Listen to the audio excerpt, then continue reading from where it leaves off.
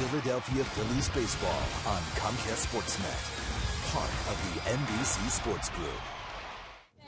Go Phillies. Go Phillies. Who's your favorite Philly? Hunter Down here, the decisions aren't too difficult. No worries about school or the office, just to worry about what to throw on the grill or which legend to root for when you arrive at the ballpark. It's spring training, and all you have to do is worry about game time. And that's coming up now.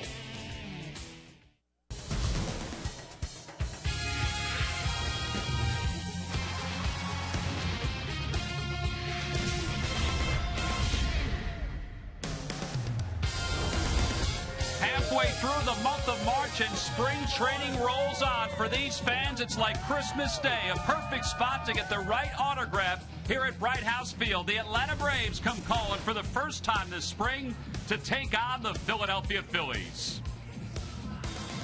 Hi, everybody. I'm Tom McCarthy, along with Chris Wheeler. Happy to be with you from Clearwater, Florida, yet again. And this afternoon, Joe Blanton will take the baseball on wheels. He's been one of the bright spots so far this spring. Well, starting pitching so important for any team, Tom, especially for this one. They kind of thrive off it. And Joe Blanton is a guy they hope will be healthy this year and be in their starting rotation.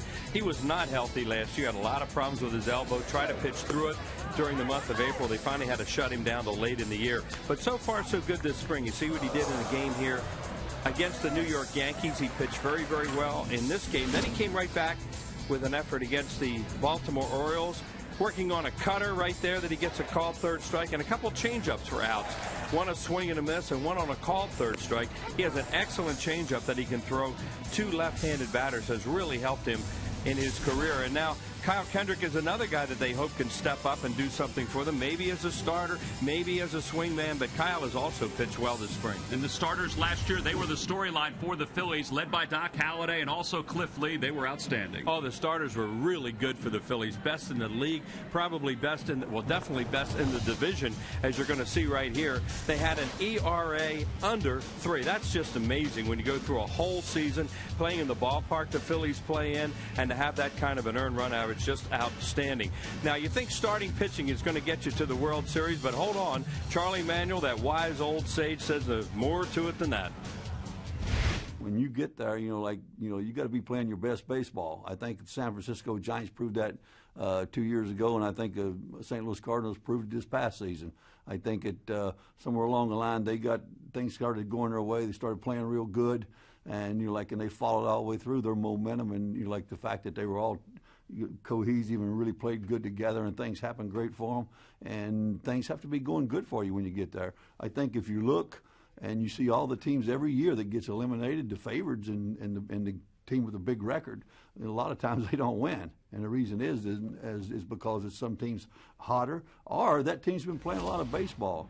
And like a lot of things in life, Tom, timing is very important. Well, the Phillies hope their timing and success continues for the 2012 season. They'll continue on here in spring training, where they'll take on the Atlanta Braves. Jair Jurgen's part of a Braves rotation that has some question marks to it. He'll be facing Joe Blanton here this afternoon. It's the Phillies and the Braves. Obviously, families from all over have come over to see the Phillies rival here at Bright House Field. The lineups and first pitch when we return. Phillies baseball is brought to you by your local Tri-State Toyota dealers. Go Phillies, go Toyota, moving forward. By Citizens Bank, we're for homes. Talk to us today about how we can help guide you to the loan that's right for you. And by Xfinity, only from Comcast, the official HD triple play provider of the Phillies. All your life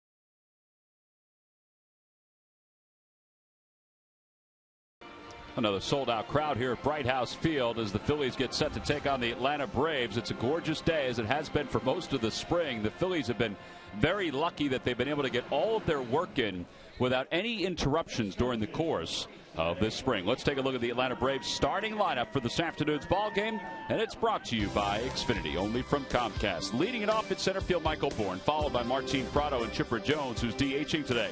Dan Uggla's at second base, he'll back cleanup. Eric Hinsky is the number 5 hitter. He's at first base. Matt Diaz is in left. Jason Hayward in right.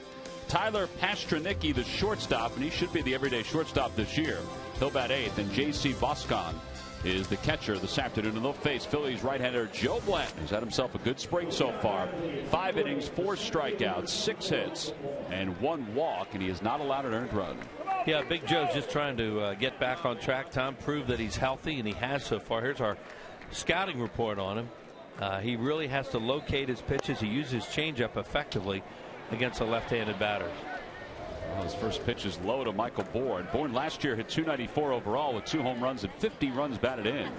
Swing and a miss. The former Philly prospect traded to the Houston Astros, and then last year the Astros traded him to the Braves.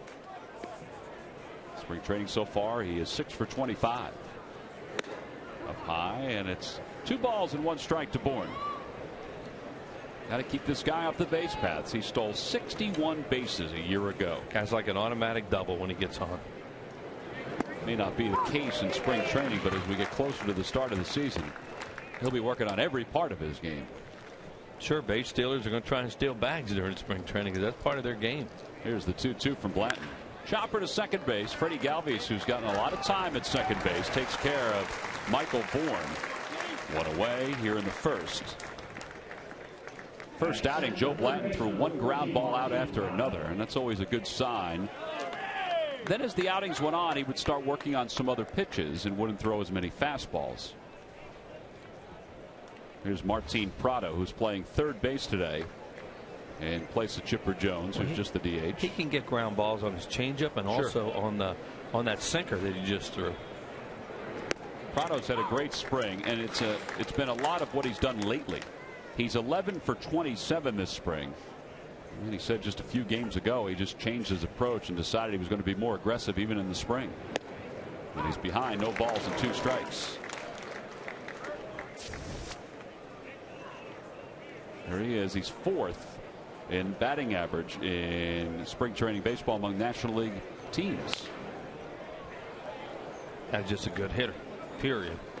And he's a very, very valuable player on a team because he can play the infield, he can play the outfield, swing the bat. He's not going to hit a lot of home runs, but he'll hit some timely home runs every once in a while when he looks middle in and pulls the ball. He'll be playing left field again this year with Chipper Jones over at third base. Now the 0-2. Up high, 1 ball and 2 strikes.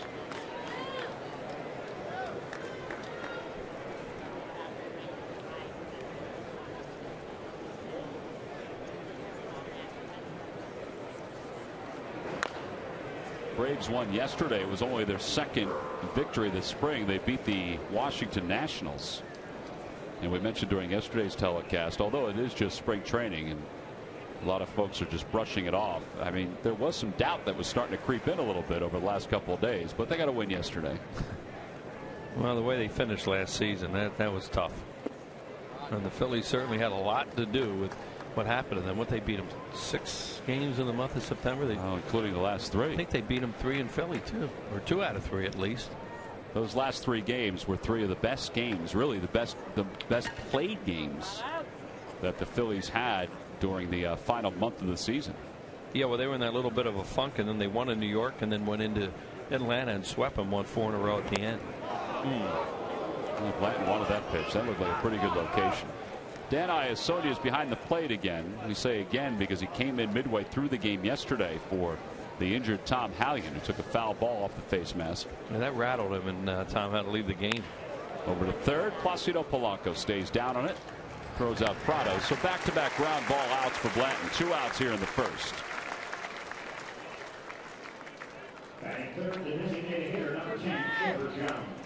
Braves and the Red Sox both faltered down the stretch last year, and sometimes you just can't stop a runaway freight train. I mean, it was I mean, look at it. 9-18 in the month of September. They lost 7 in a row to the Phillies. Yeah, the Phillies did sweep them in the series at Citizens Bank Park, a 3-game series, and then everybody knows what happened in that series in Atlanta, where, you know, a lot of the tongue-in-cheek stuff during the offseason was, well, why do you let them lose a game? Yeah. Not let the Cardinals go in. Well, heck, the game went at the end, what, 12 or 13 innings? It was a great game. And Phillies had kids pitching in that game, so they had plenty of chances to win it. Chipper Jones behind in the count, no balls and 2 strikes. And Kimbrel blew a save in that game. We were down in Atlanta, and a lot of the folks around the press box were saying the Phillies didn't want the Braves to get into the postseason. The 0-2 up high. In reality, I don't think the Phillies cared whether the Braves went into the postseason. They just wanted to right their ship a little bit. No, what they did was catch the hottest team in baseball and took it right to the end in the World Series, the Cardinals. Right side, Galvis. Nice play on a high hop. The spin and that pirouette set himself enough to get the throw over to first.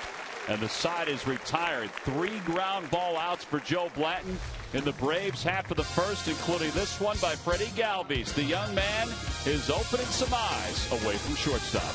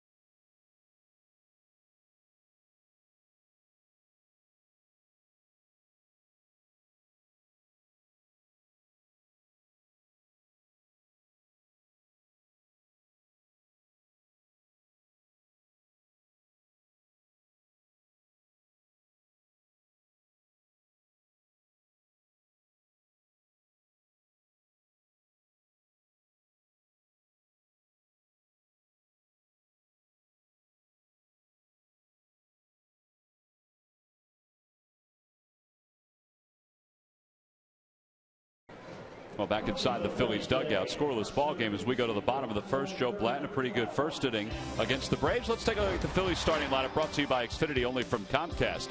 Leading it off at shortstop, Jimmy Rollins, then Placido Polanco and Shane Victorino. Jim Thome took a lot of ground balls today before the ball game. Now he's DHing and batting cleanup. Hunter Pence, the right fielder, hits 5th. John Mayberry 6th. And the bottom third of Scott Posednik, Carlos Ruiz, and Freddie Galvis. And they will face right-hander Jair Jurgens, now 26 years old, coming off a year in which he won 13 games for the Braves. Hasn't been a hot spring training with a 10.38 earned run average. Well, the Braves last year were just tremendous with their starting pitching and then the back end of their bullpen with Benners and Kimbrel. But then they started to have injuries. This guy got hurt. Hudson is banged up. He won't start the season. Look at the scouting report on Jurgens, who's a sinker baller. Tommy Hanson got hurt. So, you know, they have a lot of question marks going into the season with their rotation. They have some kids that could possibly step up. We saw Teheran last year. We saw Delgado, those kind of guys. But Jurgens is really important, Tom, to them to get going on a good foot with their rotation. Jimmy Rollins leads it off and takes the first pitch fastball down low. It's 1-0. Rollins 5 for 23 this spring.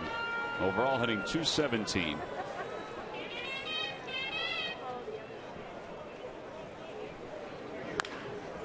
Ball and 1 strike the counter past Sam Perlazzo in the first base coach's box. The Phillies staff today is diminished here in Clearwater, but the bench or the base coaches are here. Sam Perlazzo and Juan Samuel. The reason it's diminished is because the Phillies have a split squad. They're playing the Tampa Bay Rays down in Port Charlotte. Pete Mackanin is down there. So Charlie Manuel does not have Pete with him. And Rich Doobie is apparently down there because Joel Pinheiro is throwing in that ball game. Yes, he is. And he lives down in that area, so he's going to spend the night and then meet the club at Braden. Now, I only know this because I ran into Mr. Cheerful this morning on his way out. He's getting into his car. 2-2 the count. He just started in, as you can imagine, one-liner after another about our failure to attend certain games that he attends. I had to laugh and say goodbye. We're really going to miss you. And a call, strike three. Rollins down looking, one away as Placido Polanco comes up. Jimmy Rollins, the longest tenured player in Philadelphia sports. We asked him about that. Every time you've played, or I've played the Braves, you know Chipper Jones is going to be there. There might be a lot of moving parts, but Chipper is there. And the Braves without Chipper just don't seem like the Braves anymore. And when I look at Derek Jeter and the Yankees, it's the same thing. There are a lot of moving parts, people coming in, people going out, but he's the one constant. When you go play the Yankees, when you go play the Braves, you want to see those guys in that uniform because they represent that organization. Well, Jimmy Rollins will be with the Phillies organization at least 3, possibly 4 more years, which is great to see. Placido Polanco, the hitter, and he rips one to left field, a base hit. He took that 0-1 pitch, and that's the best swing of the spring for Placido Polanco. Yeah, that was interesting, too. Yeah, as he did hit that right on the nose, Tom. But what Jimmy was just saying about longevity and Chipper, nowadays you don't see that many guys. No. He had Mike Schmidt stay here his whole career with the Phillies, retire in a Phillies uniform.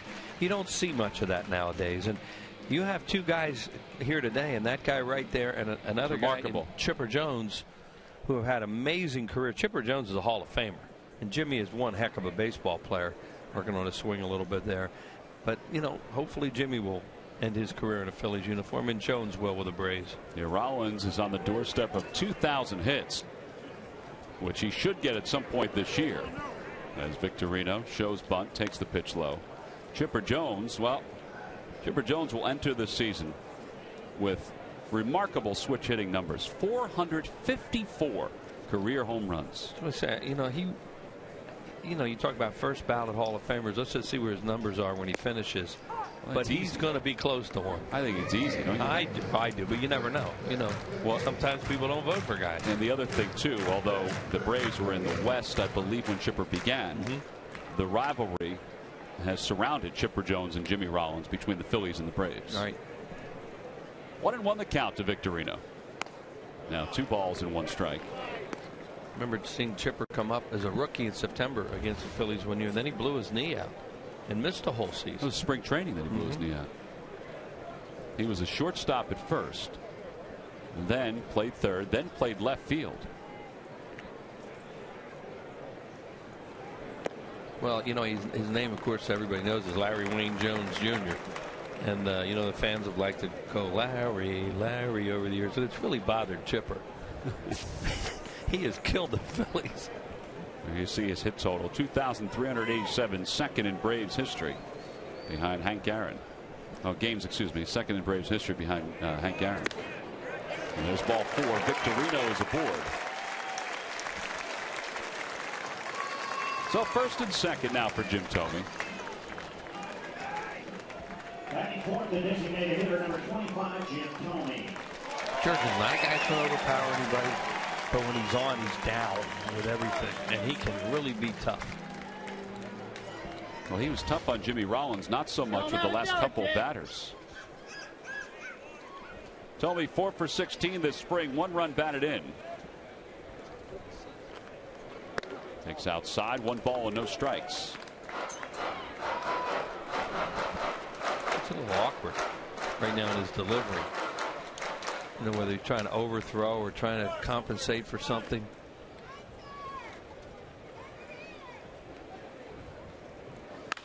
Over toward the home base, and it's a left field. Rounding third, heading for home is Polanco. Good base running by Victorino to get to third. An RBI single. It's 1-0 Phillies. I have to admit, Diaz got to that ball a little quicker than I thought, and that was a closer play at third than I anticipated. Yeah, and you don't want to get thrown out there, obviously, when you're already in scoring position, but Shane had that play right in front of him. Matt Diaz does get on the ball quickly, make a good play. Now, they were going to play Jim Thome to pull, of course. Looked like he tried to throw a little cutter on him, didn't get it in, and you see where the shortstop was playing up the middle, Pasternicki. Now, here comes that throw by Diaz, and just a little bit late, a good slide by Shane. So first and third, 1 out, second RBI of the spring for Thome. Here's Hunter Pence. And 6 runs, 2 home runs during spring training. He has 8 hits overall and 28 at bats.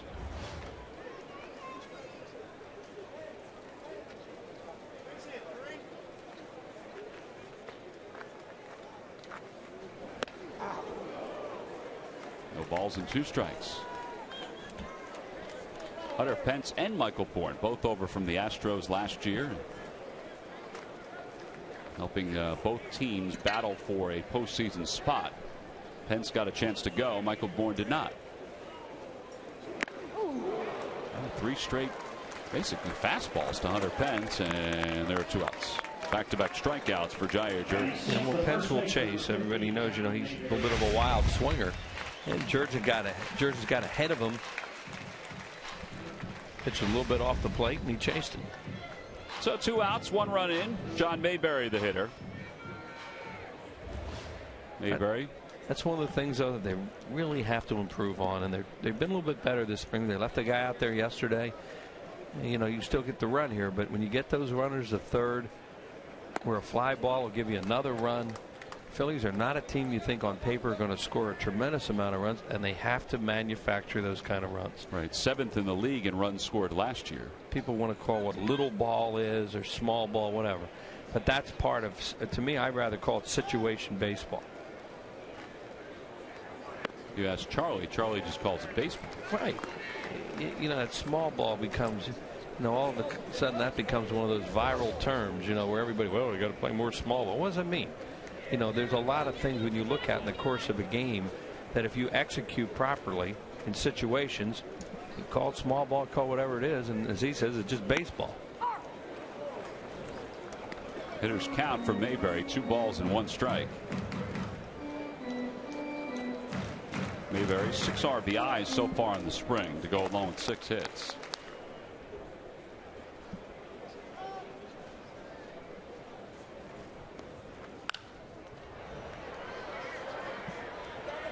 Erakinski gives it a peek, but it's way back in the seats.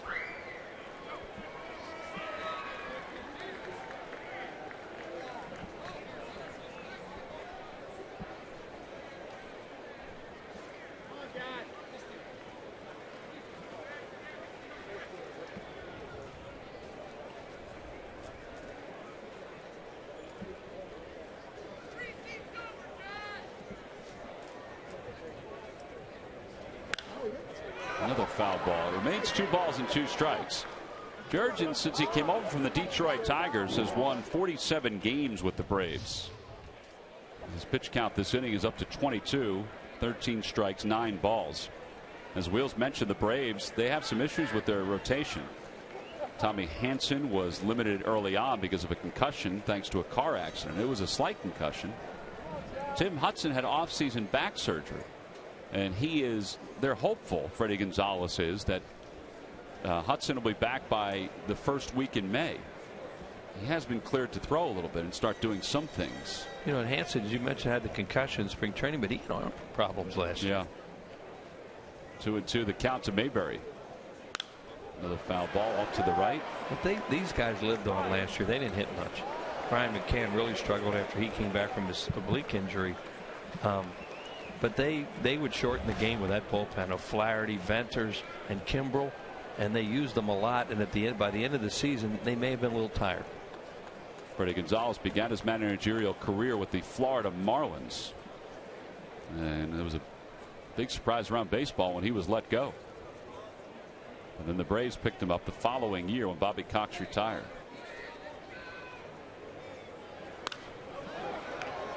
Into foul territory. Boscan will give way to Prado, and the Phillies leave a couple. They do get 1 on the RBI single by Jim Thome. We've completed 1. He's like a kid in the candy store as he gets an RBI.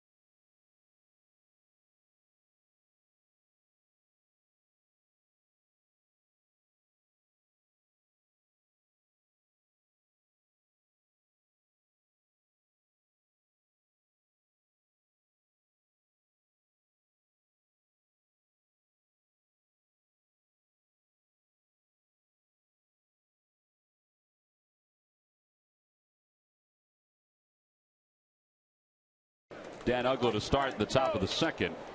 Dan Uggla, Eric Hinsky, Matt Diaz. Phillies up 1-0. And Uggla swinging from his heels right out of the chute. New season. Same swing. Guy.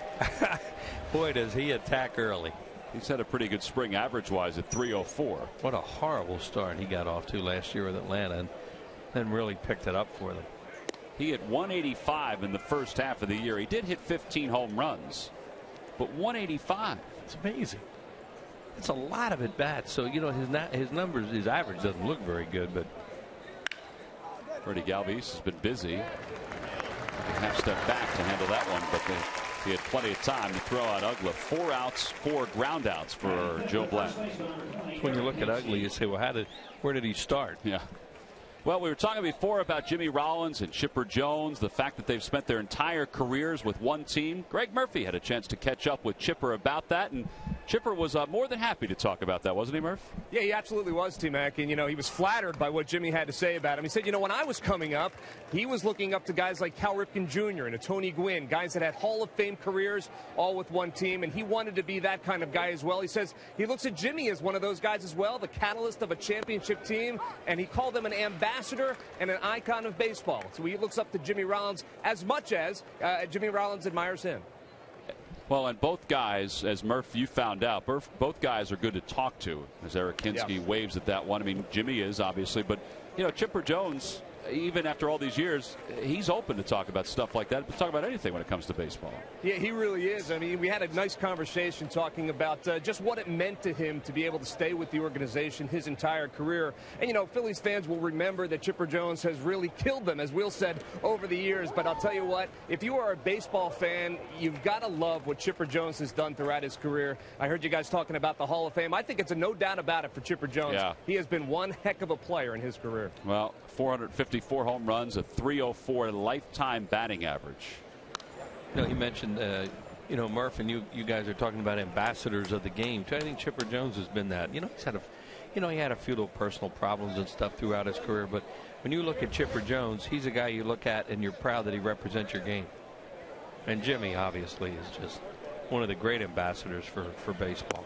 And a called strike 3. Hinsky down looking. First strikeout for Blanton. And that's a little paint right there. Yeah, he's throwing great here today, getting his ground balls on sinkers and changeups. I think this was a breaking ball. No, it isn't. It's just a tailing fastball coming back. I thought maybe he was doing a changeup or something off speed, but that was kind of like the Vance Worley fastball.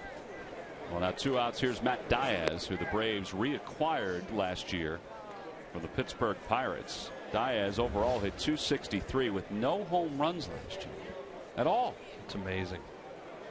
Well, nice going. He may have just changed his luck with that bomb. Solo home run. It's your fault, you know, that spring. You'll get a letter saying that was your fault. That's remarkable. It is remarkable. He went the entire year last year without a home run, and in his 25th at bat this spring, he just launched a home run. Well, he's going to want you to follow him around. I am not going to bring it up during the regular season. And you rarely see him pull a ball like this, too. He almost always hits it the other way. But Blanton got one down the middle. He opened up, and bam. The wind is blowing out to left and left center. He hit that well. Right. Though, it's the wind's fault. Yeah. Okay. I got you. So it's a 1-1 game. Here's Jason Hayward. He takes a strike. It's 0-1. Well, that's one of those good ones, too. I mean, you barely get it out. And you hear bam in the background. See, his last homer, look at that. Yeah. August 29th of 2010. And that counts spring training, too. I would think so. We saw him last spring. He didn't hit any home runs for the Pirates. That was a good one. My late great friend and partner, Andy Musser, would have been proud of that. Because he could do that with the best of them. And he didn't care.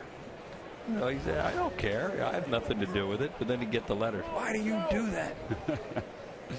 0-2 the count to Hayward, and a called strike 3 right on the outside part of the plate. 2 strikeouts looking for Joe Blanton. Sandwiched around a home run by Matt Diaz. Jason Hayward went down looking. Here we go. This is the pitch, and it was a beauty from Joe Blanton.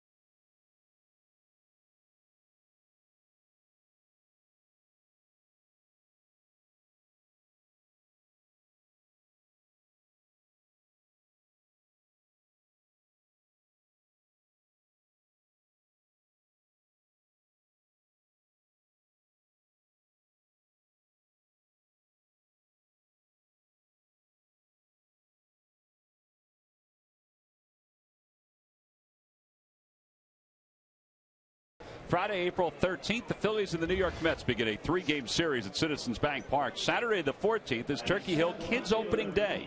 Fans 14 and under will receive a free Charlie Manuel commemorative baseball. And then Sunday the 15th, the Phillies will pay tribute to Jackie Robinson. Go to Phillies.com to purchase your tickets and check out everything that's going on at the ballpark in 2012. Scott Pasednik leads it off. It'll be Pasednik, Ruiz, and Freddie Galvis. Pasednik 8 for 26 this spring. It's been a very good spring offensively. And now he's getting a chance to face a quote-unquote major league pitcher. Some of his other at-bats have come later in the game against some of the young pitchers. But he looks pretty good. He looks like he's got a spring in his step. And they're supposed to use Kimbrel today, too. And they'll probably use him early, and he may get the hit off him, too. Fly ball, shallow left field. Diaz, he didn't see it, neither did Bourne. Diaz, well, maybe he just thought Bourne was going to be there, but it's going to be a double for Scott Pasednik. Well, you're right, Tom. He lost it in the sun. You know, when he looked up, he took one look at Bourne, it looked like, and then he looked back up for the ball, and it was, oh no, I hope it's not at my head. That was a spring training double. See the ball off the bat right now. Now here he comes. He's thinking, I don't know where this is. I hope Michael Bourne does. And then he realized, no, it's closer to me. You can hear the crowd mic down there, and Bourne was saying something to Diaz, and that's when he kind of stopped it. But you're right, it looked like he just lost it in the sun. Carlos Ruiz 6 for 10 so far this spring. What Diaz was hoping he was saying is, I got it. Yeah. Carlos catching in back-to-back days, partly because of the split squad. Phillies are playing the Tampa Bay Rays down in Port Charlotte. Jimmy Rollins due up after Freddie Galvis, chatting with Charlie Manuel. 2-0 the count. George is pitching way a lot to these right-handed batters so far, and that really goes right into your game plan now if you're Ruiz to hit a ball to the right side. He throws it out there for you. It's a lot easier to hit it over there.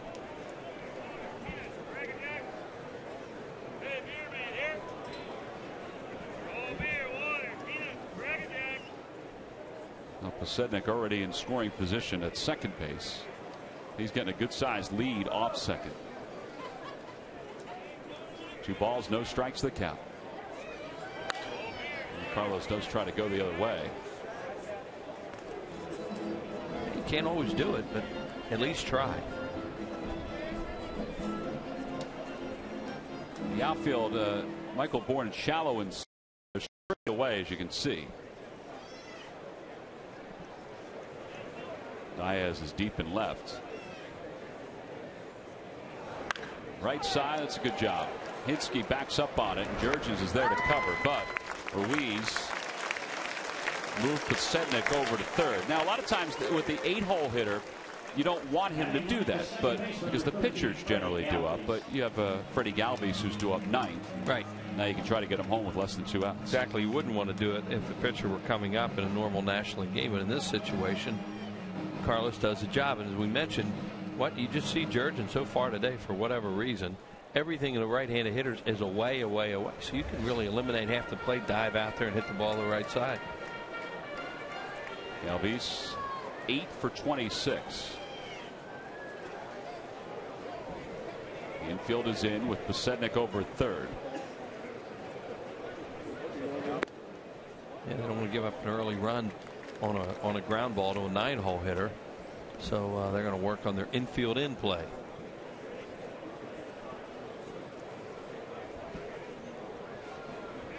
More infield in defense, not play. Hope it hits it at somebody. It's cracked foul at the first base line. So 1 ball and 1 strike. Pasednik goes back to third. Galvis has done a pretty good job getting the ball in the air in these situations in spring training. Has a couple sacrifice flies. He had 2 in 1 game. Kissimmee the other day. Right, 1 earlier in the spring. He continues to play almost every day at second base. Charlie Manuel said yesterday that Chase Utley is getting close. And the hope is that that means getting close to fielding grounders and getting a chance to be in a big league game. Over towards second. Here comes Pasetnik. The throw to the plate. A little offline. Boscan does a nice job to corral it. And they've got Pasetnik in a rundown. Galvis goes up to second. Nobody's covering there. So Pasetnik was going on contact. And he was caught heading toward the plate. Yeah, and he figured, you know, he's anticipating a throw towards the middle of the plate. And he knows, well, I'm out by a mile, so I'm going to get in a rundown, let him get to second. See, right here, the throw is wide. If he had kept coming, he probably could have scored because he'd gotten around, been able to get around Boscan. But as a base runner, your mind right there is thinking, well, you know, I'm out. And now my job is to stay in the rundown as long as possible and get the batter into scoring position. And that's what he was able to do. But more than anything, it was because the Braves in the relay, in their rundown play, there had nobody at second base. So 2 outs, and here's Rollins, who struck out looking his first time up.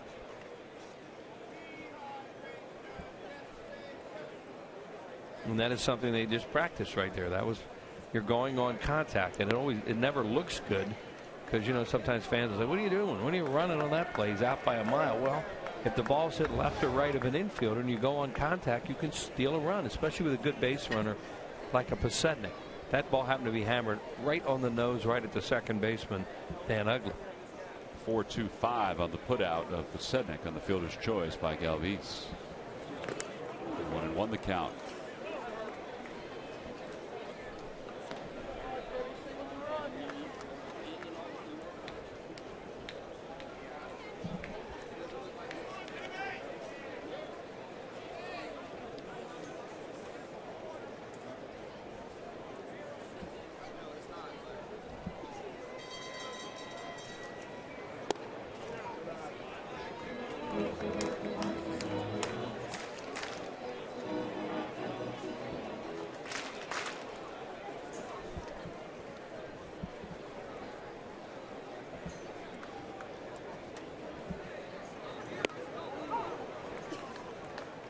Kind of using the same philosophy against the left-handed hitters too. You know, trying to go to the outer part of the play. That was a breaking pitch. I think he backdoored Jimmy his first time up for that called third.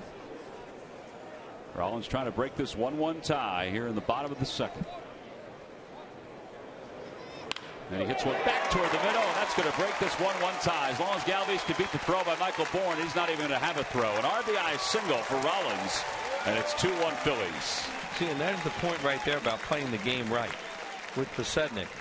Staying in the rundown long enough that they're able to get the runner to second base, and maybe you can steal them a 2-out run with a runner in scoring position, where if the rundown play is real quick, then the guy's at first, and now you have a first and third. Jimmy looked like he got a high sinker out over the plate, and good looking line drive, base hit right back up through the middle, and Galvis scores the run. Now let's see what Jimmy does with Polanco up. Polanco singled and scored his first time up.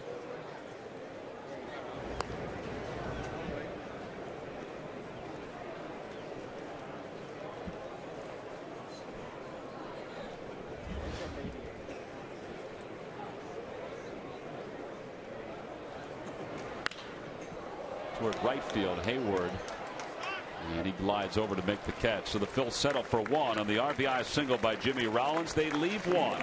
2 of the Bucks here at Bright House Field. It's the Phillies 2 and the Braves 1.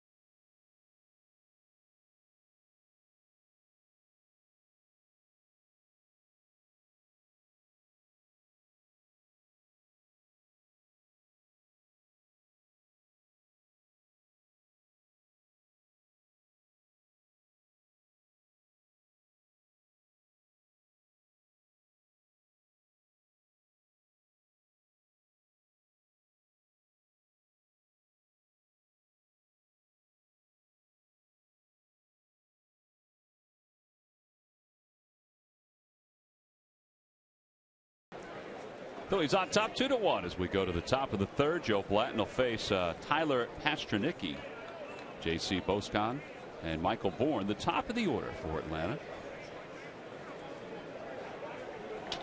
Pastrnicki is the number 8 batter, and he takes a strike, and it's 0-1. 3 for 30 this spring, and they're giving him as many at-bats as possible. Alex Gonzalez played that position very well for them last year, manned that 8-hole in the lineup, and he of course has gone as a free agent. So a kid out of their farm system, and they've been very good obviously with their farm system lately, bringing up some really good looking young players. Trying to fight that one off softly up the third base line, a foul ball, and it's no balls and 2 strikes. I don't think there was any chance that Polanco, even if he had fielded that ball, would have gotten him up the first base line. If you look at the depth chart on the Braves website, you know, they have from position to position for Freddie Gonzalez, they have a number of positions where they're 3-4 deep. Second base and shortstop, they are not. So this is Pastrnicki's job, and it's Uggla's job obviously. But at third they've got Chipper Jones and Martin Prado. At first they've got Freddie Freeman and Eric Hinsky. Well, it's not the first time they plugged a rookie into an opening day job and done pretty well with it. You know, Freeman started out hot. I mean, Hayward started out hot. He kind of went the other way a little bit. Freeman was steady. Yes. Well, Freeman was the opposite. He had a better second half. Look at Pastrnicki run, and the throw by Rollins because he was trying to get it there. Pulled Mayberry off the bag.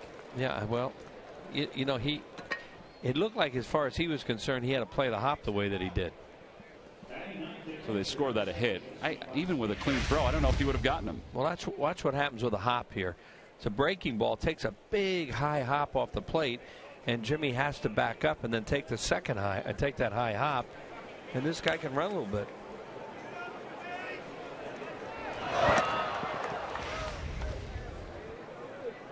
So now Boscan. Brian McCann will be the everyday catcher for the Braves. David Ross will be the backup. That one is sliced the opposite way. And the Braves will have first and third with nobody out here in the third. Good base running. Read that ball, knew exactly where Pence was when it left the bat. The young player, Pastrnicki. No hesitation going first to third. Third hit of the spring for Boscan. And back to the top of the order for Michael Bourne. See right there, he takes one look. But he knew where he was because he had looked out there before that. When that ball's hit, you know as a base runner, well, he can't get to that, and I can get to third. And don't hesitate. Phillies will set up for 2 with nobody out here in the top of the third. And Michael Bourne rips it to right field, a base hit. That'll tie the game up at 2. Boscan will hold up at second. Pence with a nice throw in. So it's a 2-2 ball game on the RBI single by Michael Bourne.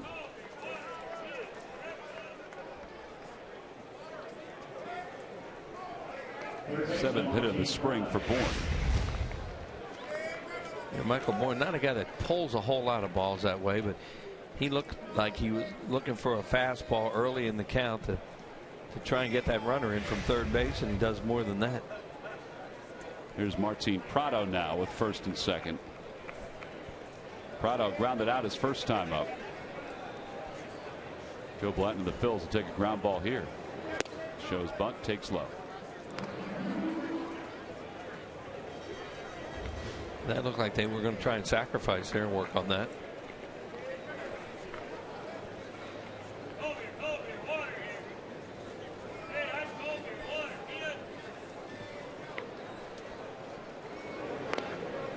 It's a good bunt up the first base line. Mayberry will throw out Prado. Sacrifice is successful.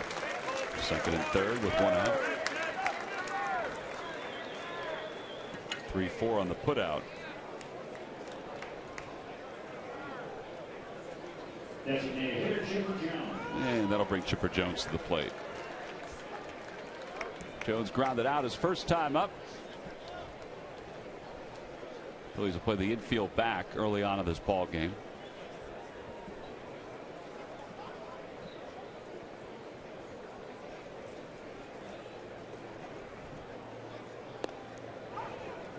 Chipper Jones is notorious to go after the first couple pitches in an RBI situation. Oh, he loves first ball fastballs, as he made a living on those. And in the last, what, 8-10 years, he changed so much as a right-handed hitter. Outside, 1-1. Used to be an out, not an out, but he used to be a guy that wanted to see him hit right-handed, turn him around in a game. He's still a better left-handed hitter, but right-handed, he really got good.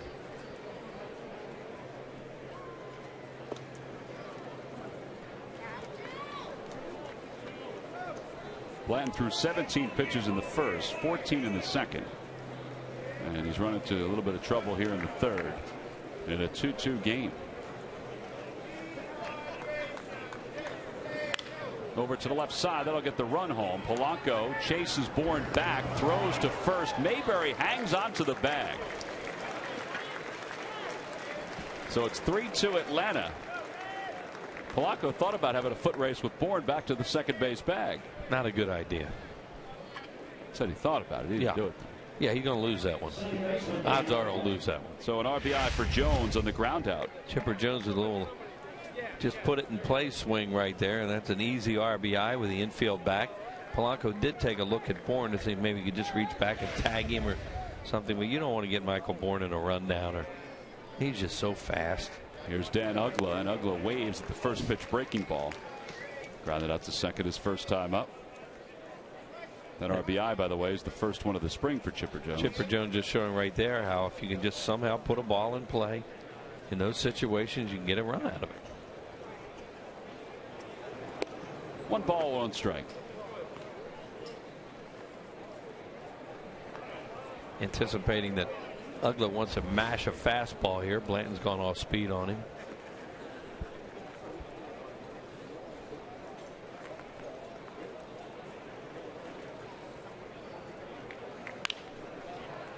Busy day for Polanco. Gold Glover last year, made a Gold Glove throw over to first. The Braves, though, get a couple. RBI single by Michael Bourne, RBI by Chipper Jones. Middle of the third, it's 3-2 Atlanta.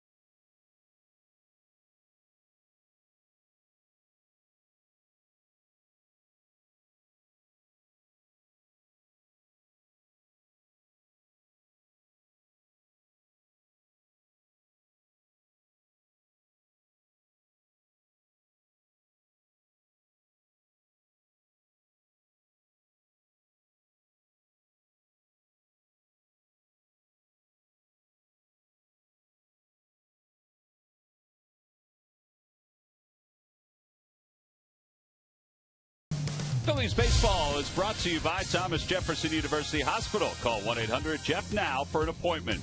And by Citizens Bank. We're for homes. Talk to us today about how we can help guide you to the loan that's right for you. Frenchie's Tiki Bar, right there to your left. Jam-packed as always. Before, during, and even after games here at Bright House Field. There you go. I mean, yesterday it was live music being played just as the game went to its conclusion. And it's usually open for a couple hours after the game. Fans just hang around the ballpark. Not many seats available out there after a certain point. You are absolutely right with that. People like to drop anchor there. Here's Shane Victorino to lead it off. Phil's down 3-2 as we go to the bottom of the third. And Victorino takes a strike at the knees. It'll be Victorino, Jim Thome, Hunter Pence against Jair Jurgens.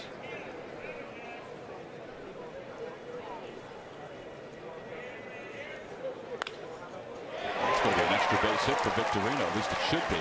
Hayward's got a really good arm. Victorino heading to second and is there standing.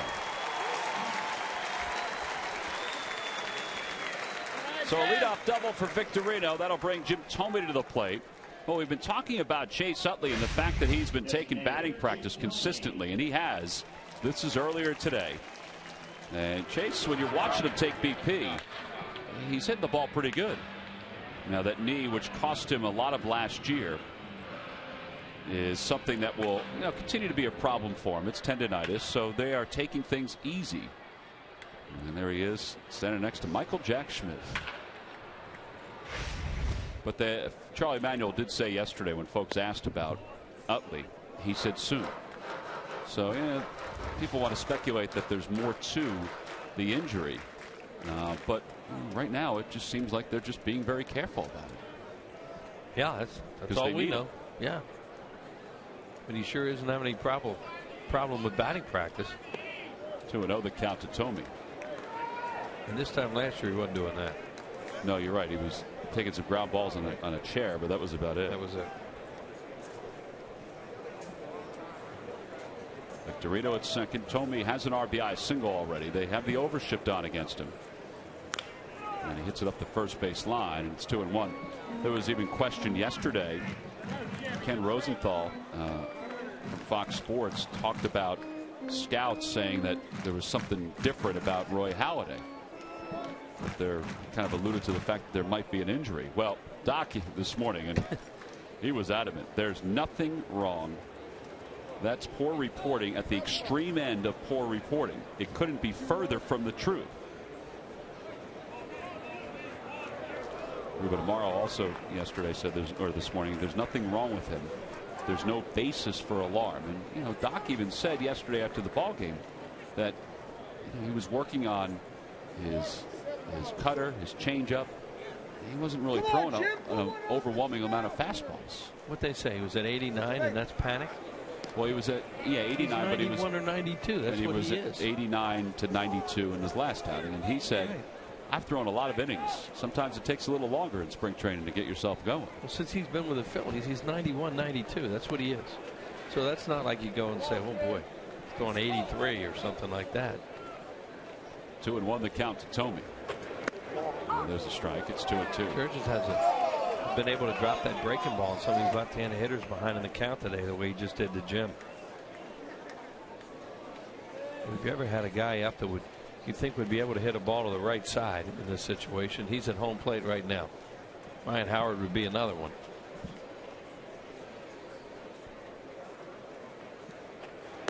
Tried to check, but he went around according to the home plate umpire. So a strikeout for Jurgens. Yeah, there's one away. Tonight at 10, get an in-depth breakdown of Temple's bracket challenge with our panel of experts.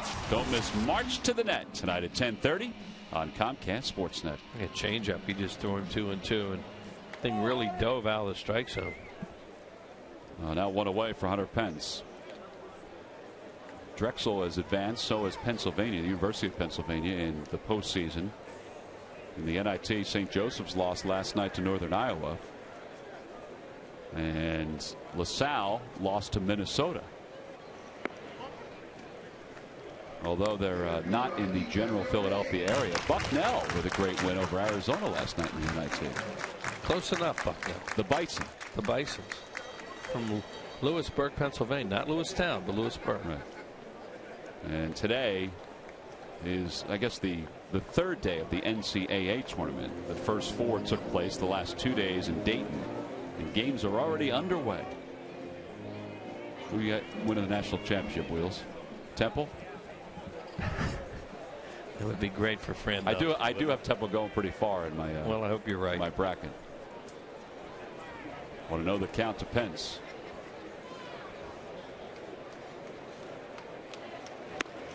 The Lions are not in the tournament this year, so I know you can't put them in the Final Four or the national championship. I'm not used to them being in the tournament that often. They will someday. Change a lot of things up there in their basketball. So heard they recruited a really good player out of the Philadelphia area too. 2-0 pitch.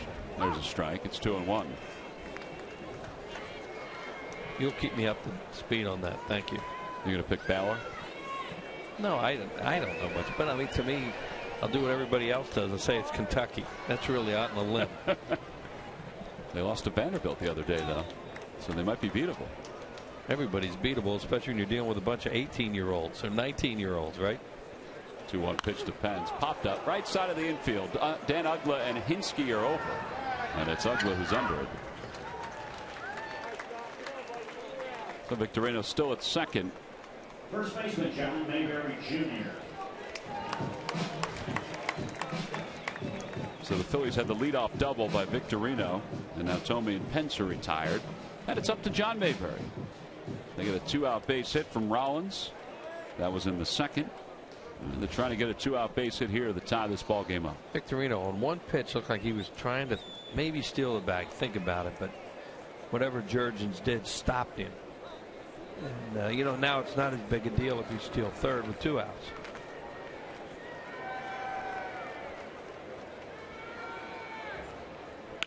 Line drive, base hit it to right field. Victorino should coast home. Hayward won't even make a throw, and it's a 3-3 game. Well, the Phillies have not been able to get that runner in scoring position home with less than 2 outs, but in back-to-back innings, they get 2 2-out base hits.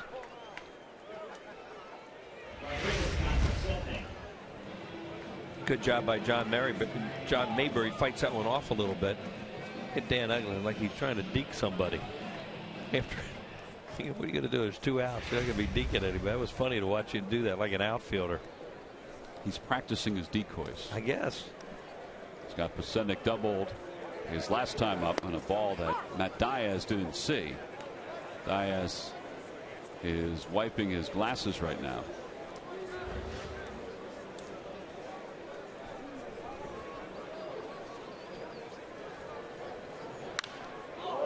To the count to Pasenik.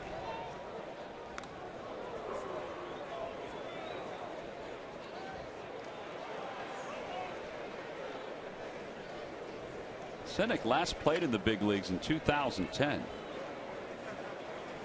Hit .297 that year with 6 home runs and 51 runs batted in. That's that one to second base, a spinner to Uggla. And the Phillies settle for the run. They leave one. They get an RBI single from John Mayberry. So through the first 3 innings, we've had a little offense this afternoon. We go to the 4th. It's the Phils 3 and the Braves 3.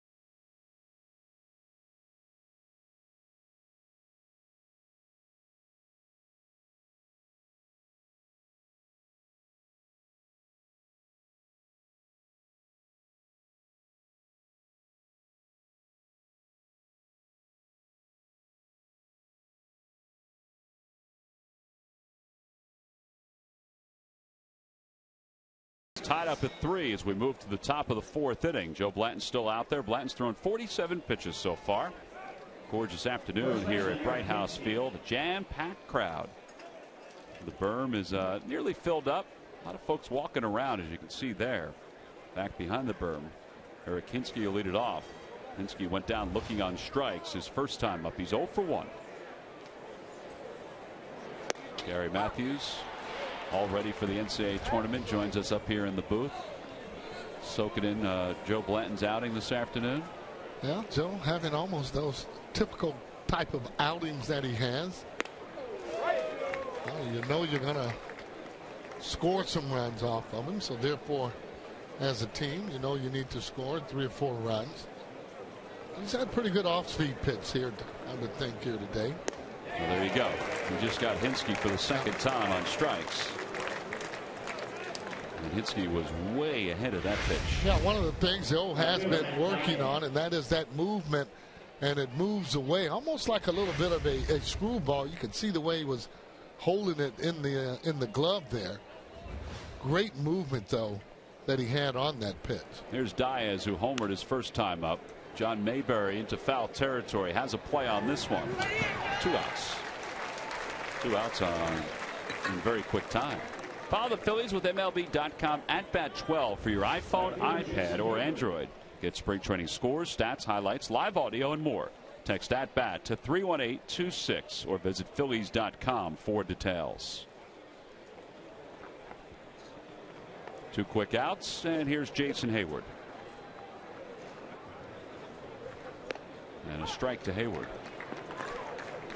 Jason's had a little bit of a rough time here this spring, evident of that average there. Just hit that home run yesterday off of Strasburg, and they're thinking that they're hoping that one hit is going to get him on his way, but he's got some making up to do even from last year. Well, he came to camp this year, and a lot of the Braves veterans like Chipper Jones said that he was back to being the Jason Hayward of 2 years ago, when he was absolutely stunning in his first week of spring training. But he didn't have a great year last year, as you see there. And Blanton strikes him out for his second strikeout of the inning and his 4th overall. A 1-2-3 4th, and it was the best outing or inning of the day for Joe Blanton. Just 8 pitches.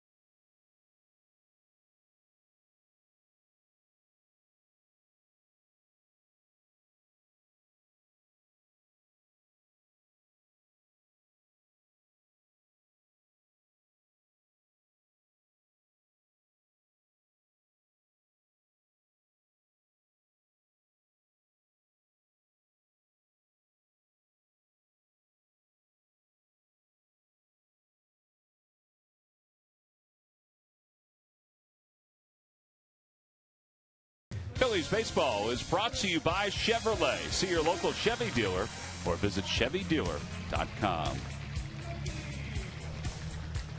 Last of the 4th. It's a 3-3 game. Rather an entertaining first 3.5. As the Phillies will send Ruiz, Galvis, and Rollins to the plate. 8, 9, and 1. You can visit Citizens Bank Park up close and personal by taking a ballpark tour with your group of 25 or more. Go to Phillies.com. You can do that during the season. You can do it out of the season as well. Ballpark tours and so much else at Phillies.com. Ruiz grounded out his first time up, but he was trying to move a runner over to third with nobody out. 6 for 11 this spring. And he takes low. Jair coming right over the top. Kind of changed that delivery just a little bit. Used to come from the side some, but because of that injury to that arm, he comes right over the top. It was a bullet. It's hit right up there in the gap to right center. Well, Ruiz will pull into second with a leadoff double. Second straight inning, the Phillies have a leadoff double. Well, he's been looking pretty good at the plate. driving balls there. This ball's probably out over the plate, and it is. But look at that swing as he keeps that head down, hitting against the front foot. No chance for Bourne to cut that off. Ruiz just cruises right on in the second base. 7 for 12. But he's been hitting the ball hard, though, even some of the other at-bats when he hasn't been able to get hits. But that's really good. Galvis rolls it to the right side. So instead of bunting, he grounds out and gets the runner over to third. So one away here in the fourth. Jimmy Rollins is due up, and Greg Murphy has found his way not only around this ballpark this spring, but also outside the ballpark. What's going on outside, Murph? What's not going on? You know, T-Mac, all you have to do is look around this ballpark to know what a good time it is here at Bright House Field. But make no mistake about it, they start early here down here in Clearwater. You see some folks down here from the Delaware Valley. They've got the grills out, and they are tailgating just a couple 100 feet from where the minor leaguers are getting their work in. It is a good time indeed as Jimmy Rollins fouls one off. Lots of activity going on outside the ballpark. Then, time to go inside, but before you do, make sure you stop at the merchandise stand and get your stuff. It's just a great scene down here, and we've had so many people, thousands and thousands of people enjoying some vacation time, watching the Phils, and why not? It's a good time. Yeah, guys? Absolutely, Murph. As the infield is in, Rollins lifts one into shallow left center field. This is going to be a tough play. Here comes Diaz, the shortstop. Pasternicki can't make the play. Ruiz trying to score, and he's out at the plate.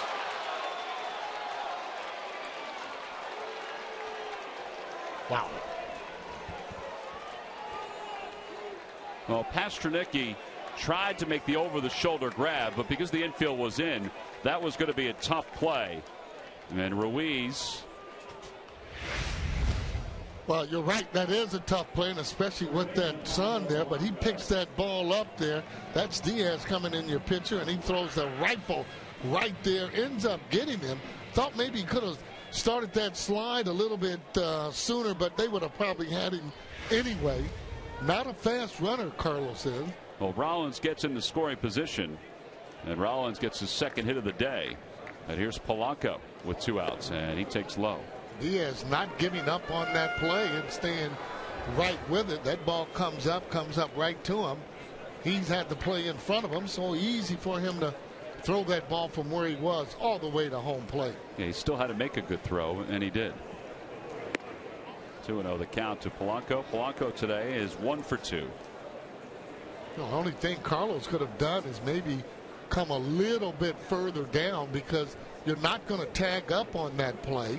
So if you come further down, you can read it and then maybe be able to get a little bit better jump. I thought he was going back there, not far enough there to third base. J-Ro steals that with no time. Rollins with his third stolen base of the spring. Well, Sarge, I think that's a good point. I was watching the play. I didn't know where Carlos was, but you're right. If it was caught, he probably couldn't have tagged from third anyway, so maybe go a quarter of the way down the line. Well, yeah, or at least where you feel comfortable that you can actually get back. Ooh, tough pitch. 2-2 the count.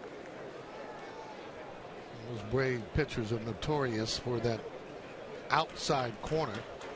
They practice that in the minor leagues. Leo Mazzoni used to talk about that. The young pitchers, they wanted them to command the outside part of the plate. Polanco, he just went right with that one. The Phils will take the lead. An RBI single to right. Rollins scores easily. Second hit of the day for Polanco, and it's 4-3 Phillies. And another 2-out base hit. Well, good to see. Good to see Polanco coming up with some base hits, and he won't have to be answering a lot of questions whether or not he's healthy when he's swinging just like that. So I'm more accustomed to seeing him swing the ball, hitting the ball to right field and to right center. It's already 9 hits for the Phillies against Jurgens. We're here in the fourth. 4-3 Phils. Victorino, who is 1 for 1. He walked his first time up. Takes low. 1 ball and no strikes. Well, as a hitter, when you're looking at a pitcher and he comes over the top, easier to see the ball. You know, as opposed to a lot of times when he was coming from the side, even though he has a big glove, get a chance to look at that ball a long way.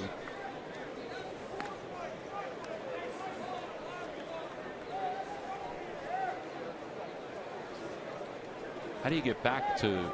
I mean, we've seen a number of guys who are injured, get arm injuries, have to do the same thing. How do they get back up top? Well, they start throwing though and feeling comfortable. You have no pain, what allows you to get back to where you really want. How about Polanco? Well, you don't see that very often there, and he's in good shape. More on a surprise there as he ends up getting a great jump, straight steal as he goes down. Never looked around, didn't have to though with 2 outs. So now he's in scoring position. They count 1 ball and 2 strikes. Almost want to wait for that stolen base for the season. And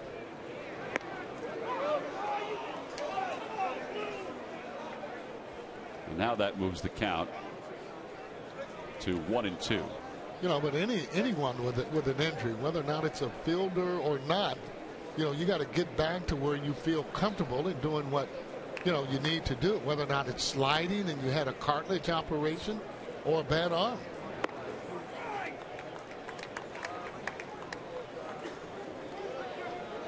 And obviously, Jai Jurgens, his velocity is not where it normally is for me.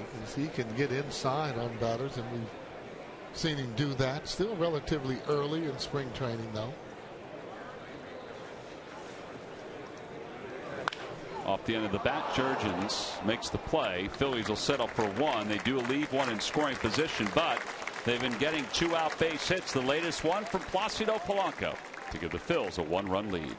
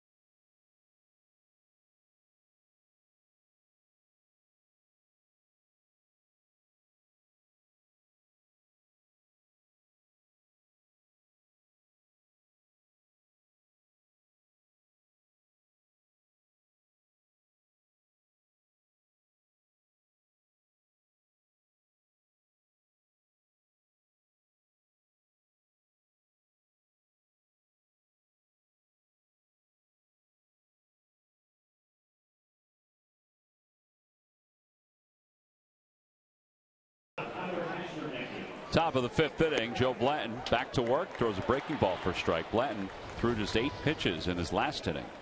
Retired the side in orders, retired 6 consecutive batters. Here the Phillies lead by 1, 4-3 down in Port Charlotte, where the Phillies are taking on the Tampa Bay Rays. They're on top 4-1. Juan Pierre has a couple RBIs. Albies takes care of Pasternicki. And 1 away here in the 5th. Monday, April 2nd, the Phillies will be back at Citizens Bank Park, Sarge, and it'll be 2 games against the Pittsburgh Pirates, the on-deck series. The first game, fans will receive the IBEW Local 98 Jim Thome print, plus the second game, fans coming through the gates get the Expedex 2012 schedule magnet. There's a lot of other stuff going on for those 2 ball games. Go to Phillies.com and purchase your tickets. There are seats available for both of those games against the Pirates. J.C. Boscan takes the first pitch outside. It's 1-0. Also in that ball game in Port Charlotte, Ty Wigginton has a base hit and an RBI. Dominic Brown was scratched from that game because of a sore neck. Wow. For a young player, he's come up with a lot of different type of injuries. Fly ball, right field line. And 2 outs. So Blanton again, 8 pitches in his last inning. Now he gets 2 quick outs here. So although he allowed the 3 runs early, he's kind of settled in a little bit. No, he throws strikes. That's the one thing that Joe's going to do. He's going to be around the plate, and now he's come up with a pretty good off-speed pitch, keeping those hitters off balance. But you can count on him to throw his innings. Well, and I think that's the big thing. Now, we talked about the fact that, Blanton is pitching here, and Joel Pinheiro is pitching down in Port Charlotte. So it's all part of the stretching out process. They want to stretch out Pinheiro. They want to stretch out Kyle Kendrick. Obviously, Joe Blanton. There are guys that they want to have innings, and that's why the split squad games are so good. Well, you have to have innings because you got to build up their arm strength to go to those 6, 7, and 8 innings, and you don't know whether or not this person's going to get hurt, so you need more than just the regular 5 starters, in which they've been actually doing. So, again, the more innings that they pitch, the better off-speed pitchers are going to be, more comfortable they're going to get, and it's going to be an easier decision for the Brass to be able to make some of these tough decisions. Well, we're following the game down in Port Charlotte with the MLB at bat 12. Pinheiro went 2 innings, allowed a run, had a strikeout, 2 hits. Well, it's decent, but I think right now, for me, the way that Joe is playing, and not only that, the shape that he's in. Well, it turns out to be another 1-2-3 inning for Joe Blanton. Back-to-back 1-2-3 innings. He's retired the last 9 hitters he's faced. We go to the bottom of the 5th with the Phillies up by 1.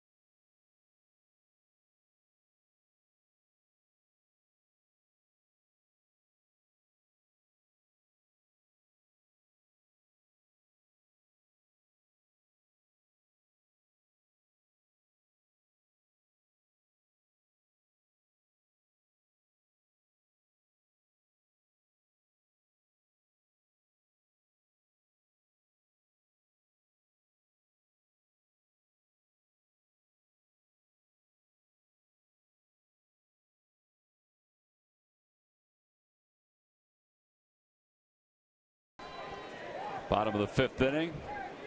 Pretty good arms right there. Cliff Lee, Cole Hamels, Roy Halladay, and Kyle Kendrick. Kendrick's pitched very well. And there's Joe Blanton, who pitched very well today, particularly the last couple of innings, talking with Carlos Ruiz. Blanton retired the last 9 batters he's faced, Sarge. Yeah, he sure did. You know what you like about him? The strikes that he throws, and he's not afraid to come inside on the batters, and he's actually got good action on the outside part of the plate there. He's just under command, and I think with having lost that weight there, he came in great physical shape there. You're going to pitch even better, play better. Well, he is not done, it looks, because the Phillies bullpen has not started to throw it all. But the Braves starter, Jair Jurgens, is done. Jairo Asensio is the new pitcher for the Braves. And the count is 1 ball and 1 strike. Well, 2 balls and no strikes to Jim Thome. Jim not able to recognize these pitches, actually starting a little bit quicker than you would like to have a hitter start. I say that because he's doing a little bit of check swings on those balls that are in the dirt there. Takes a fastball for strike 1. And you feel confident, however, in being able to catch up with that fastball. You can wait longer, see that pitch a lot longer. See Asensio's numbers this spring. It's that one hard. It's going to go right through the shift. Second hit of the day. Is that what you're talking about? That's good hitting right there. You know, and you can always tell, though, because they're slow toward the ball, meaning that they have slow feet. The slower your feet, quicker your hands are going to be. Usually learn that pretty easy. Look at that. How he just takes that easy step. Didn't jump at the ball. When you jump at the ball, it's difficult to tell exactly where the ball is. That'll bring Hunter Pence to the plate. He's 0 for 2. He's struck out. He's also popped out to second. Lays off a breaking pitch. They appeal, no swing.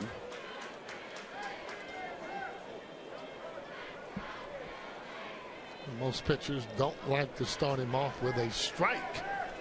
First pitch, that was a slider that you saw breaking down and away.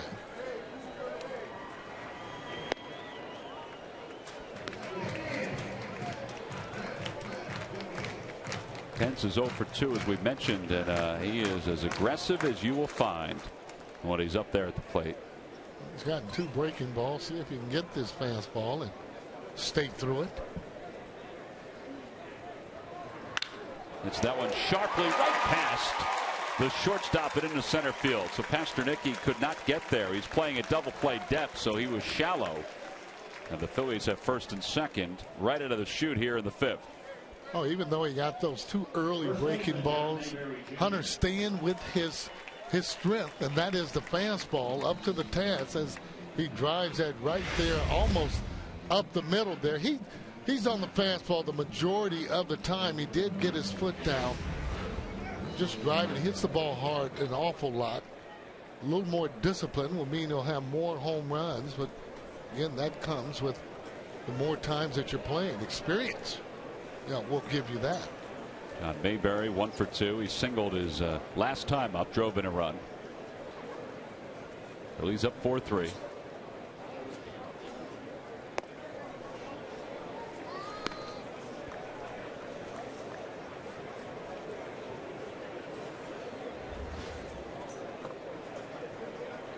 Phillies now with 11 hits in the game.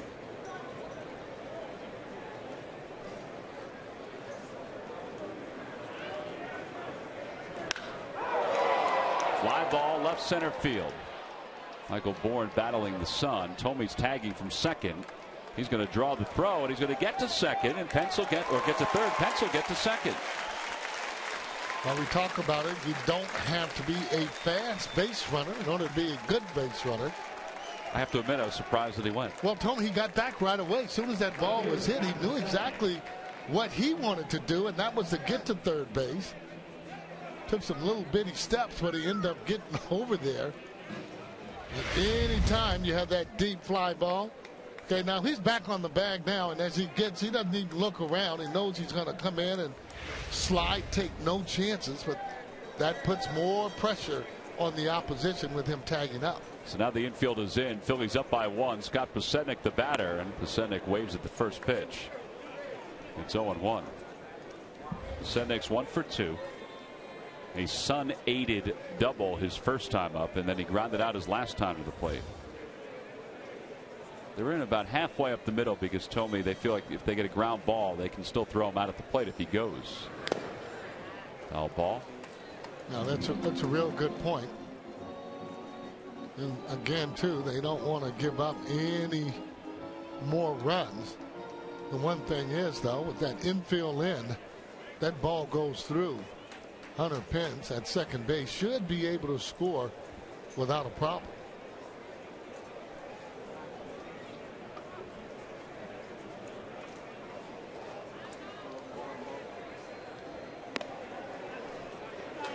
Senzio missed just about the entire 2010 season with the Braves because of visa issues. He's from the Dominican Republic. Turned out he was using a false name. His name at the time was Luis Valdez. And what a catch by Uggla. He caught that one before it hit the dirt. Right place, right time. The infield was drawn in. And there are 2 outs. Good base running. We talk about that. Line drives. You want to freeze to see whether or not it goes through or not. If it does, then you go on and take the next base. Got to be able to get back to the base you're coming from on a line drive that is hit or caught. So with 2 away, it's up to Ruiz. Now the Phillies have had RBI base hits with 2 outs in each of the last 3 innings. Let's see if they can do it again. Carlos is 1 for 2. Doubled his last time up. Takes upstairs 1-0. The guys have been doing a lot better job and discipline at the plate. Well, they have swung at some high pitches, but nowhere near the way that we saw even last year. Swinging at more strikes.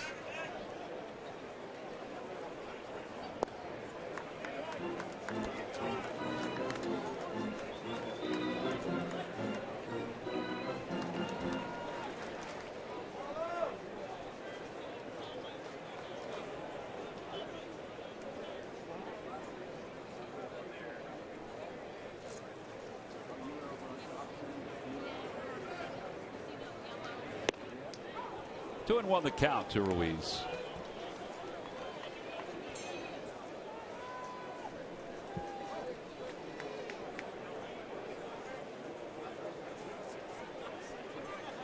You tell Carlos is just confident, even though he took that 2-0 pitch outside part of the plate. Lifts that one in center field. Not that deep. Bourne is right there. And the Phillies will leave a couple here in the 5th. No runs, 2 hits, 2 men left in scoring position. We're through 5. We move on to the 6th here at Bright House Field. The Phillies and the Braves. A homeowner puts a mark on their home. A personal touch.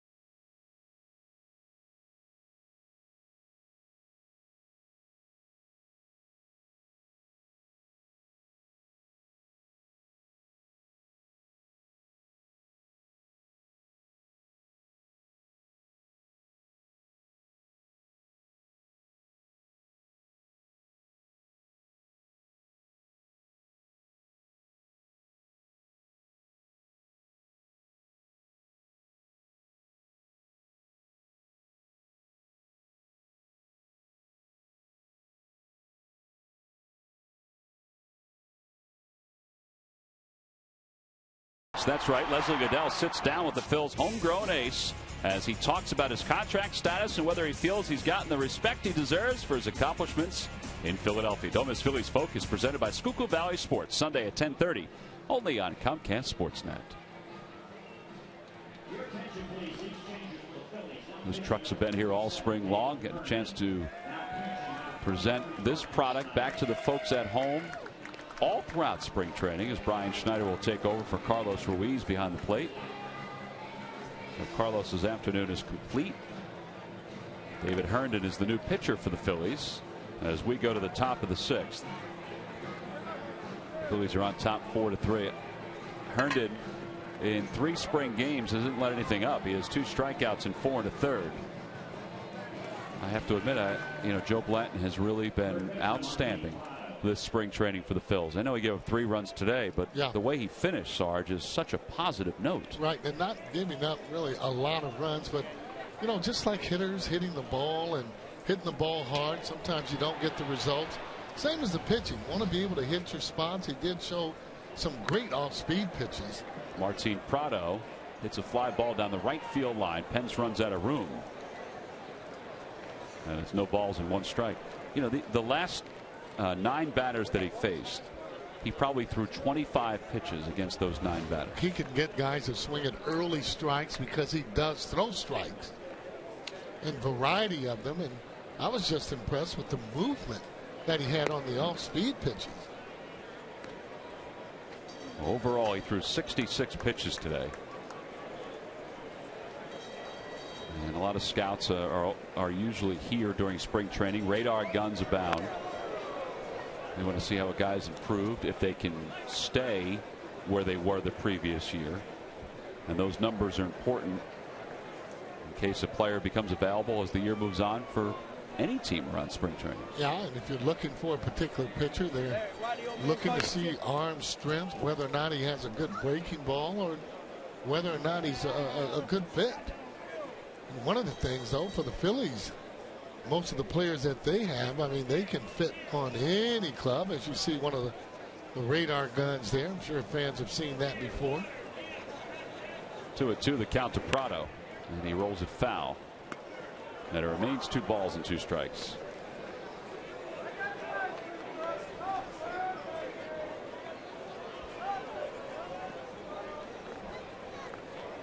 David Herndon, who Phillies picked up a couple of years ago from the Angels in the Rule 5 draft.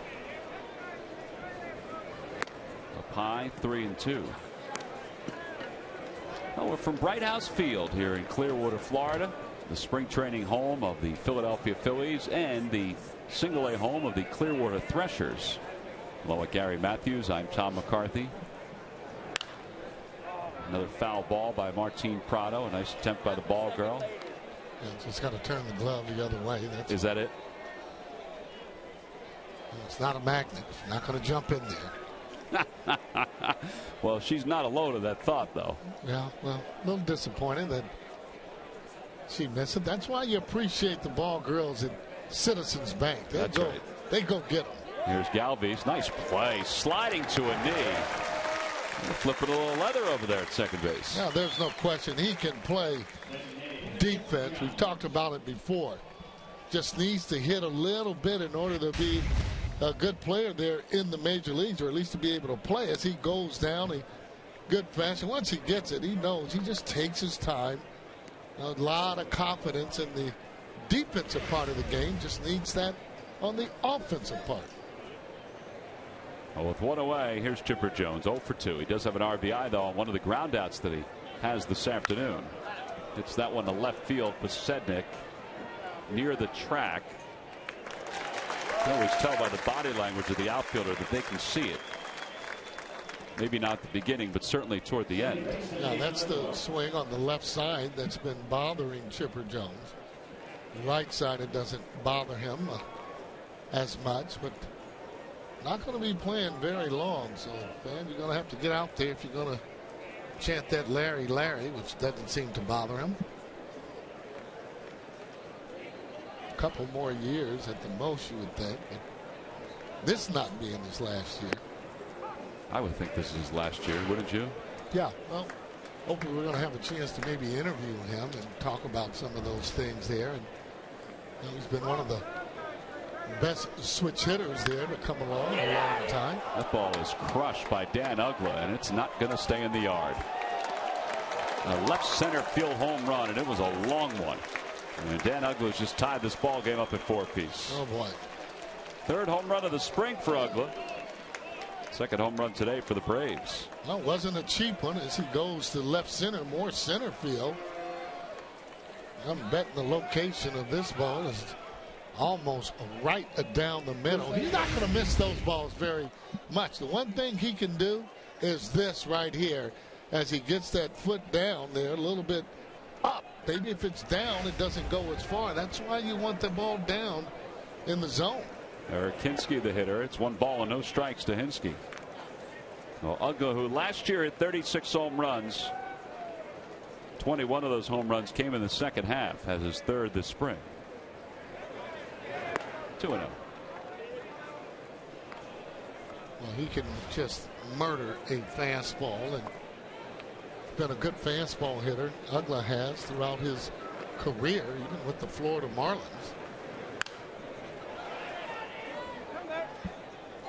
Phillies have David Herndon pitching here. They're also scheduled to throw Dontrell Willis and Antonio Bastardo. In fact, Willis is throwing in the bullpen as we speak. 2 balls, 1 strike, the count to Hinsky. Fly ball, center field. Victorino started back, but now he's under it, fighting the sun, and he's there. Pence was there as well. left side is retired. Long home run for Dan Uggla. 5.5 in the books here at Bright House Field. It's a 4-4 game.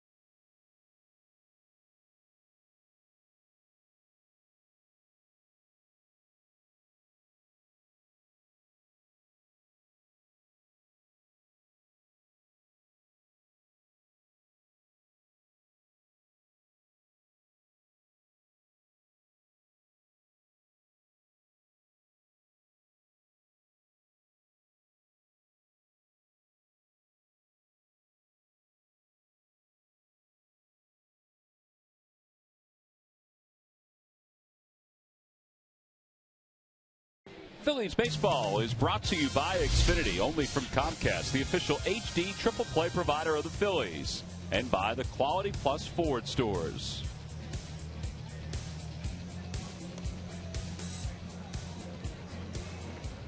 Bottom of the 6th inning, it's a 4-4 game. Phillies and the Braves. These two rivals in the National League East have been battling for the last several years, obviously. Ernesto Mejia is the new first baseman for Atlanta. He'll take over for Eric Hinsky. Martin Prado moves from third base to second base. And that leaves third base open for Drew Sutton, who will take over for Atlanta. And the new pitcher is right-hander Craig Kimbrell, the closer for Atlanta. Who had an amazing year a season ago. Oh boy. This year, 4 strikeouts and 3 innings of work. Kimbrell with 47 saves in his brief major league career. He was the National League Rookie of the Month 3 different times last year. Also was selected to the All-Star team as a rookie right-hander. And he'll face Freddie Galvis to start it off, but he fires a strike, so it's 0-1. Well, fires a strike is right. This guy here throws as hard as just about any closer in the game. Does have some demons, however, last year, not being able to close out the fighting fields. Galvis hits one off the glove of the first baseman Mejia, and he's safe at first. That should be an error. And we'll see how they score it. So the Phillies have the leadoff batter aboard. It is an E3. Well, Kimbrell and Johnny Venters both combined to give the Braves a heck of a back end of the bullpen. See, Venters a 1.84 earned run average, 96 strikeouts in 88 innings. Kimbrell 127 strikeouts in 77 innings. But a lot of folks think that they may have pitched a little too much last year. Well, I mean, their manager, Freddie Gonzalez, kind of alluded to that maybe he pitched them a little bit too much in the first part of the season. But then you don't count on 2 starters going down. Jair Jurgens went down, and I think Mr. Hansen went down last year. One of the big reasons why they didn't finish in the playoffs, although they had a big enough lead to be able to do just that. Well, Kimbrell last year finished with 46 saves overall and was the National League Rookie of the Year. In fact, he got all 32 first place votes. His record, his save total was a record among rookies in Major League Baseball history. Previous record was 40 by Neftali Feliz of the Rangers, but they will not make Craig Kimbrell into a starting pitcher like Feliz. 1-2 the count to Rollins. I'm sure there's a lot of just regular players that are glad of that. There you go. National League leaders in strikeouts for relief pitchers. Venters and Kimbrel among the leaders.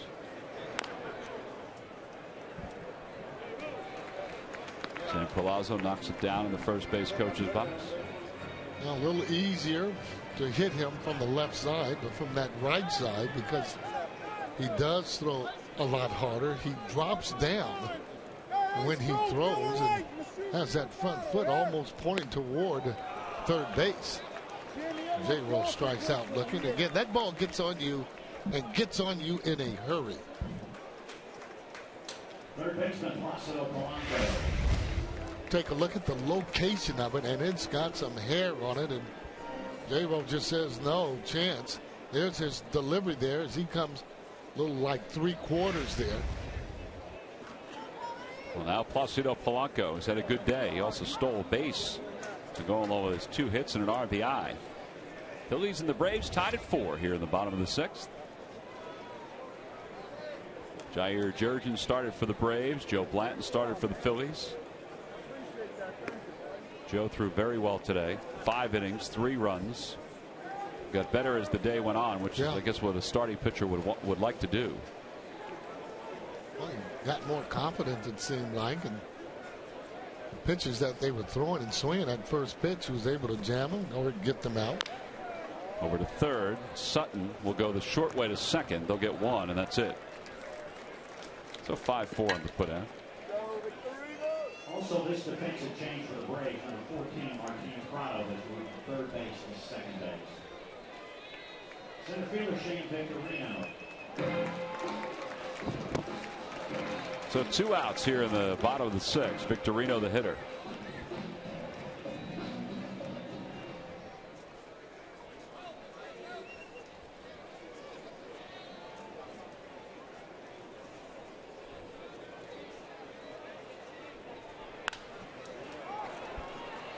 Down the left field line into foul territory. Sutton, that's going to be a tough play. Diaz was there. Pastor-Nicky was there. You know, with the wind that's up there, the chair in the way. The chair in the way. Well, I mean, you know, you got to take the chair with you when you go. I mean, you've been taught that. Well, look at the fielders. They're looking up. She's just worried about herself and is out of here. The chair, the wind, all the things that you would expect. Ball almost hit her. You got to take the chair with you. She said, well, I got it the next time, okay? Spring training for them too, Tom. Well, this time he is able to make the play on the room service hop. Phillies get a base runner against Kimbrel, but they leave 1. 6 in the books. Spring training for everyone, Sarge. We go to the 7th.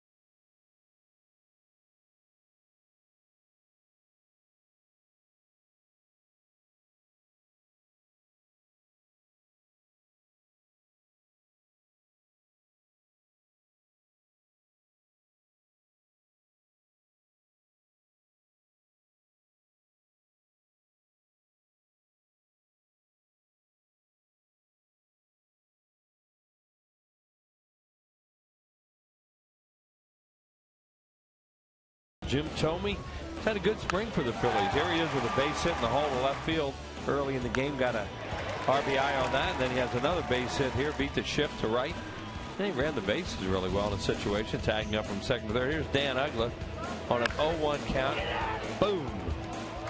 No doubt about that when Dan Uggla hits a home run, and that thing was way out to left center field. That guy is legitimate power hitter in this league, and unfortunately he's still in this division. Here's a game summary. Phillies with a lot of hits today. They've left some guys out there.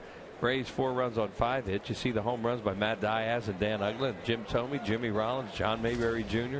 A lot of hitting today for the Phillies as Dontrelle Willis takes over, Tommy. Yeah, Dontrelle Willis, who was battling a sore arm earlier in spring, back on the mound. The new third baseman is Tim Kennelly for the Phils. The new shortstop is Troy Hanzawa. And Rich Thompson is in center field for the Phils. And it's 2 balls and no strikes to Dontrelle, or excuse me, to Matt Diaz.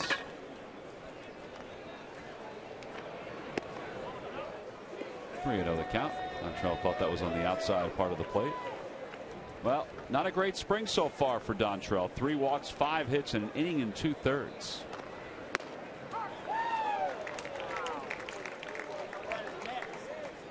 As he said the other day, he's just going to keep plugging along.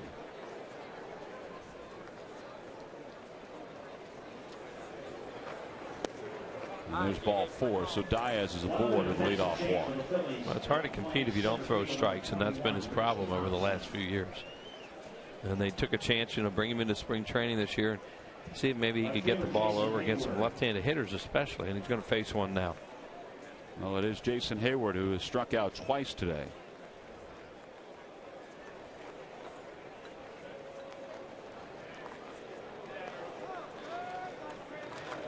And he delivers a fastball for strike 1. Dontrelle, before his last outing, had said that his arm was a little sore after long tossing, but proclaimed himself okay. So the Phillies used him in the last outing, and he really struggled. But he's thrown back-to-back strikes to Jason Hayward. And it's 0-2. That's the role they envisioned for him. Maybe come in and get Jason Hayward out. 6th inning, 7th inning, something like that. Kind of like Arthur Rhodes had done for so long. Great comparison. Not a guy necessarily as a closer, but for a situation where maybe the game's on the line.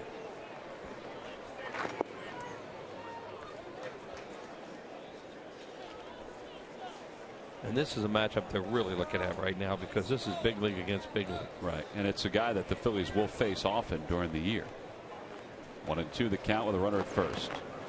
Nearly offered at that breaking pitch, but it's 2 balls and 2 strikes. Phillies do have Antonio Bastardo as a lefty out of the bullpen. But Charlie Manuel, like any manager, would like to bring more than one lefty north with him. If he can. Down the right field line, Hunter Pence on the run. He's got room, makes the catch. They get away with one.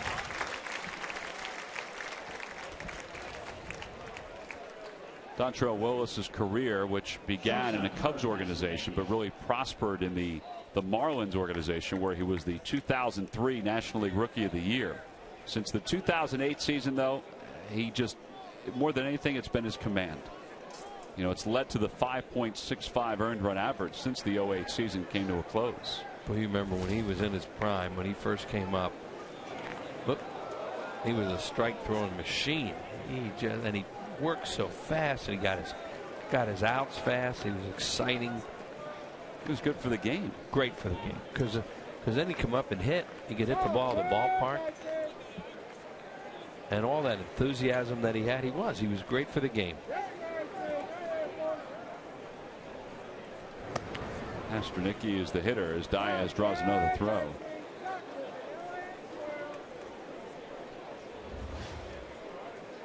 Well, this can be a cruel game, and it all changed for him.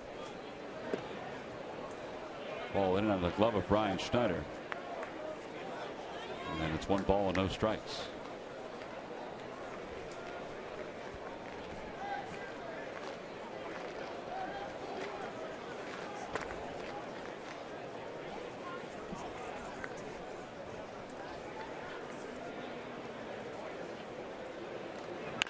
Over toward third. Kennelly to second for 1. Can they turn 2? They do. I was surprised that Pasternicki was was thrown out of the back end. So it's Kenneally to Galvis, the 5-4-3 double play, and Dontrell Willis gets out of a potential jam here in the 7th, thanks to the pitcher's best friend, the around the horn double play.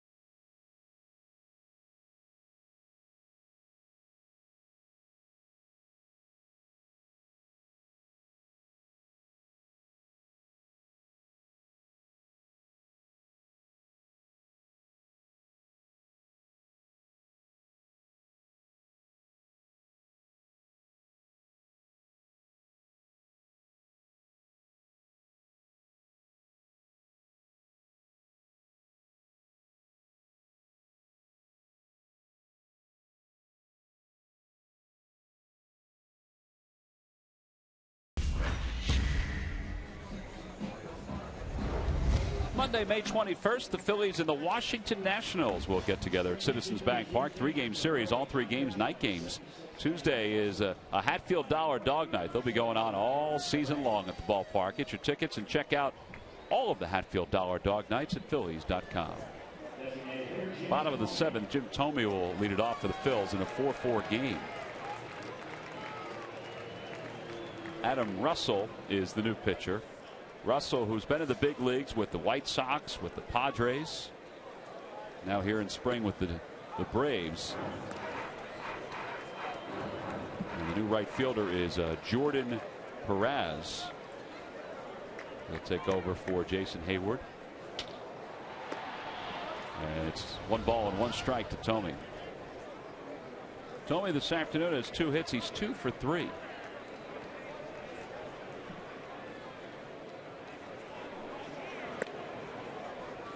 Doing well the count. Russell is a big dude. He's 6'8", 255 pounds. Looks big. Yeah. 2-2 the count. You know what college you went to, Wills? Go ahead. Anybody guess? Another one. Well, you know, he did this to me the other day, and nobody in the world could have guessed it. Very obscure. Well, he's from North Olmsted, Ohio. So there's a hint for you. Swing and a miss. Thome rung up for the 2nd time today. What conference? I can't give you that one. Be a little too easy for you. There is a famous Philly alum. Dayton. Close. He is not a Flyer. All right. That would have been Mike Schmidt. Well, Mike was from Dayton, but went to Ohio U. Right. So how about that? How about that? Is that it? That is correct. Nice. A little deductive reasoning. Well, you know. 0-1 the count to Hunter Pence. Pence is 1 for 3.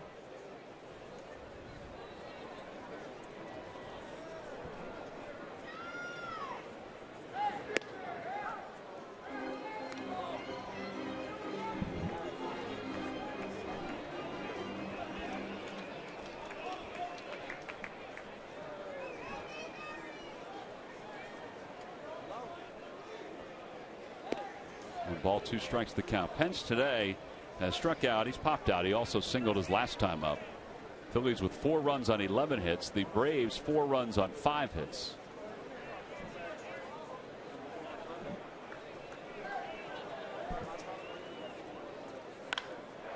hit for Pence. He nearly took Russell's head off on that one.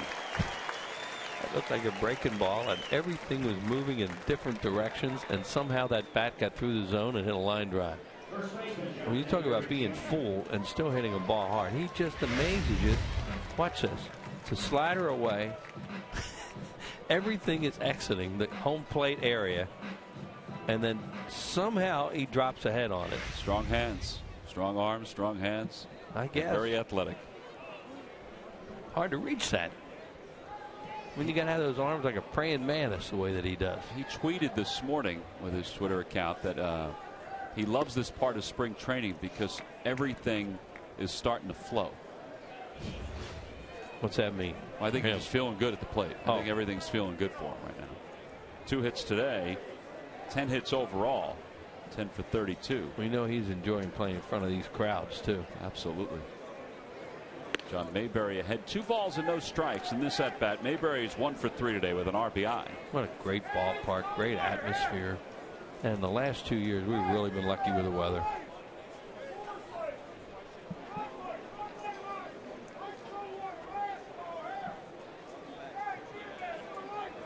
Mentioned this ballpark here is very similar to the one down in Lakewood, New Jersey, the Lakewood Blue Claws. And I say that because of the open concourse all the way around the berm out in the outfield, although there's a picnic area out in center field at the Blue Claws facility. Well, this is a smaller version of Citizens Bank Park in a way, too, the dimensions. Sure. That little angle out there in left center field.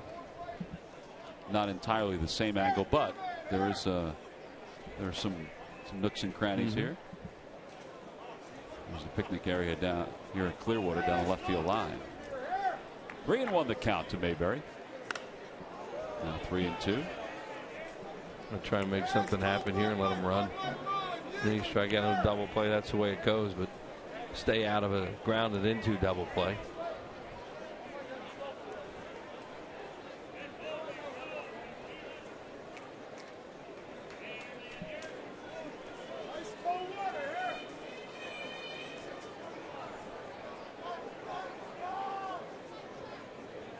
There goes Pence. And it's ball 4.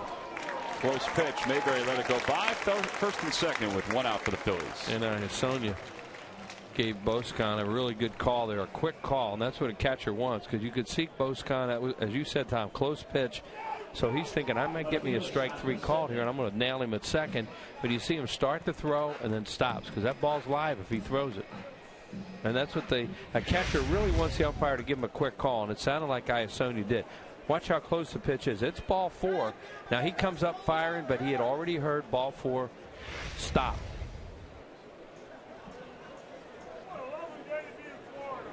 So Posednik, the hitter, and the count 1 ball and no strikes. Take a listen to what Wills is talking about. It's good. You could hear him clear as a bell ball before he threw the thing. And that's all a catcher can ask.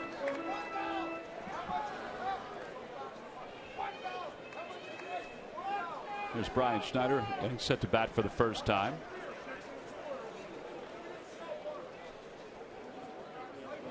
Swing and a miss. That may have been ball 3. It's 2 balls and 1 strike. Phillies tied at 4 here. Senek doubled thanks to the sun his first time up. Phillies are also tied at 4 down in Port Charlotte, taking on the Rays. Under the watchful eye of Pete Buchanan and Rich Doobie. They blew a 4-1 lead, those two. Oh, is that how you're going to play it? Well, just reporting. I'm going to text message Doobie right now and tell him that you said that he blew a 4-1 lead. Feel free. Base hit to right field. Pence around third, heading for home. The throw coming to the plate, cut off by Mejia, and the Phillies retake the lead. It was aggressive by Juan Samuel. I don't know what he knows about that Mejia in right field, but he decided he was going to run him even with just the 1 out. And the throw was offline and cut off by the first baseman. Looks like he hurt himself a little bit. Here you go. Strong throw, but way offline, cut off by Mejia, the first baseman. Pence, a good base runner, and you have a young player on deck. Here we go. And Hunter Pat scores the run. So that's just real good aggressive coaching by Juan Samuel. So the Phillies take a 5-4 lead. Here's Brian Schneider. Perez is the right fielder on that play. You know, he had Brian Schneider coming up, but he just decided he was going to take a chance there. Brian 2 for 10 this spring. Carlos Ruiz started the ball game. Ruiz had a double in 3 at-bats. That one's off the hands into center field, a base hit. You want to talk about somebody who read the play properly. Great base. John Mayberry saw that right off the bat, and he scores easily from seconds. Seen that a lot from him, Tom. That he is a very good base runner. A lot of stuff you don't teach. It's instinct, and it's not playing the game scared too. Smart and not scared. That can really help you with your base running. But as you said, he reads this. He read it right away off the bat. Hesitate. Nope, he knew that he couldn't catch it. Like that.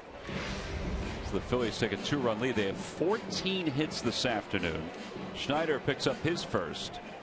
And now Freddie Galvis, who is 0 for 3 with a run scored.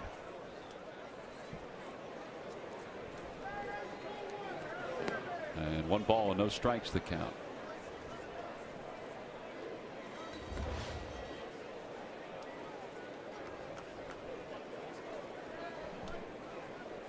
Galvis will be followed by Troy Hanzawa, who's in the on-deck circle in his second spring training game.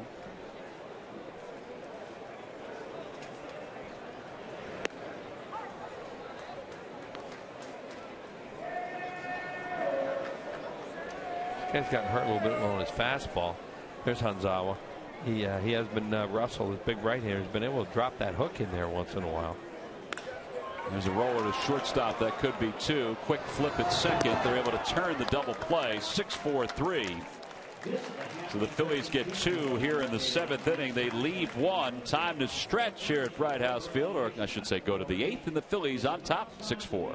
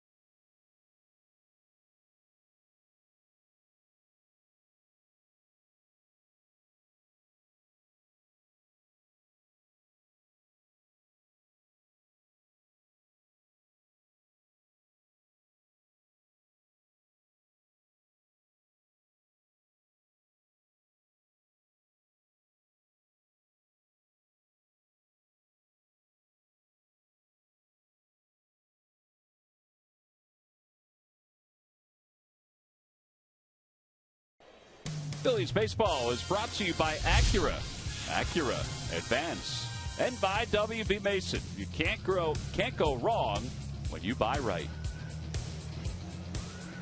Go to the top of the 8th inning. Phillies on top 6-4. 6 runs on 14 hits. Phillies will face the Chicago Cubs at Citizens Bank Park on Friday, April 27th at 7:05. It's a 4-game series. Sunday the 29th. Well, guess what, Wheels? It's the Fanatic's birthday, brought to you by Citizens Bank, a free Fanatic bank. Fans 14 and under.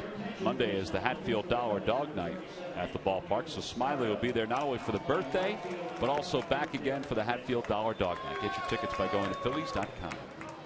Remember last year they brought us that really cool, tasty cake. Yeah, might get that again. Oh, that was an amazing thing to see. All right, Wheels. There's number 22. Right, Scott Pasednik in left. That's his number 22, right? And he's not playing both positions, but there's number 22, Derek Mitchell in right. It's an exhibition game. That's right. 22s all over the place. I mean, it's a good number.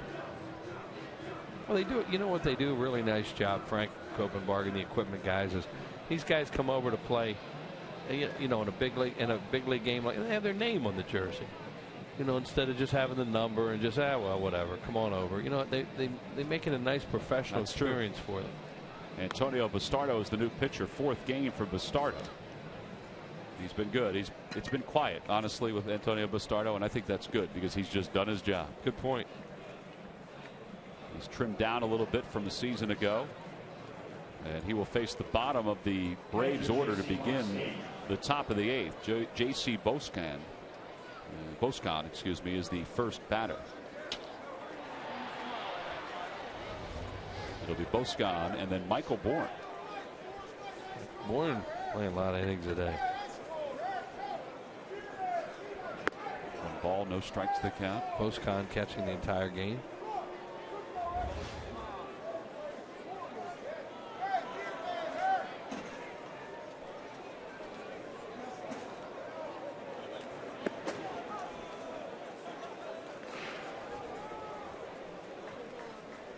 Phillies tomorrow will head to Bradenton to take on the Pirates.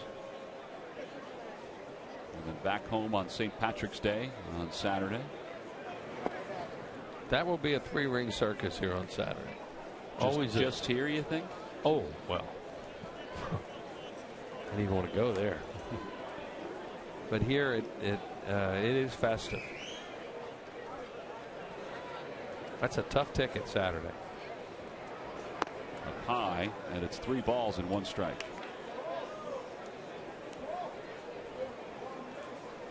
Boscan has a base hit today in 2 official at bats.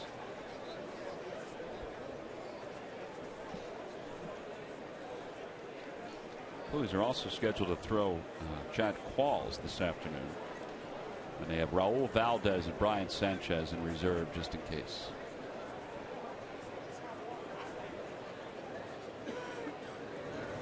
Swing and a miss. 3-2. Threw a changeup at count 3-1.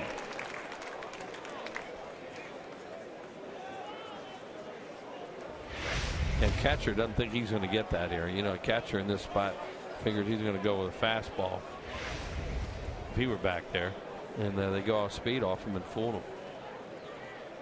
And Schneider trying to get Bastardo to work on some of the other pitches besides the fastball. 3 balls, 2 strikes the count. And he got him. Tried to check his swing, but he went around. So a strikeout to start the 8th for Antonio Bastardo. You got him to chase a high fastball here. He tries to hold up those Boscan, but can't. This is going to be ball 4, but you know he has a live arm, does Antonio Bastardo. His fastball can get on you. Joe Blanton retired the Braves in order 3 times this afternoon, and every time the Phillies do that, Comcast will make a contribution to Phillies charities. Phillies baseball is brought to you by the Xfinity HD Triple Play, your complete lineup for digital TV, lightning fast internet, and home phone. Here's Michael Bourne, and he takes strike 1.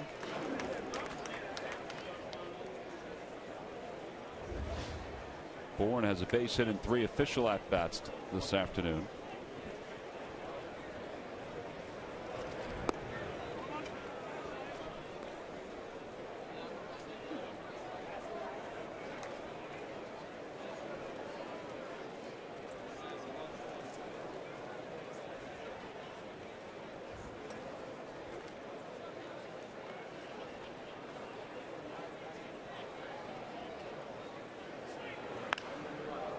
Back toward the middle. Henzawa behind the bag, has to hurry the throw, does so. 2 outs. Did a nice job. He showed great hands getting to that ball, and then a nice easy throw over to first. Yeah, you can't waste anything when Michael Bourne's coming out of that batter's box. So with 2 away, Martin Prado is the hitter. Wheels, where do you think the trouble will come, if anything, for the Phillies in the East? I mean, is it the Braves? Is it the Marlins? The Nationals? I mean, where's the threat coming? I think all 3 of them, Tom. You know, the Mets they're in a little bit of a flux situation right now. They're changing, but those other teams are all dangerous, and for different reasons. And I'm sure the Phillies will still be favored by many to win the National League East. Rightfully so. Yeah. But the other three teams are all good in their own way. Here's what they did last year against the East, and that's one of the reasons why they've been able to win so much lately, is they've been able to dominate their own division. Foul ball, and it's 2-1. But it's all paper right now. It's all speculation. But when you look at the other teams, I don't think anybody can say that the Nats have not improved, and Florida's, with the players they brought in, have to be improved. Washington has a chance to have a very young rotation. Prado scalds one to center field, but Rich Thompson is there. Makes the catch. 1-2-3, 8th inning for Antonio Bastardo. A pretty clean frame for the Phillies left-hander. We go to the bottom of the 8th with the Phillies enjoying a 2-run lead over the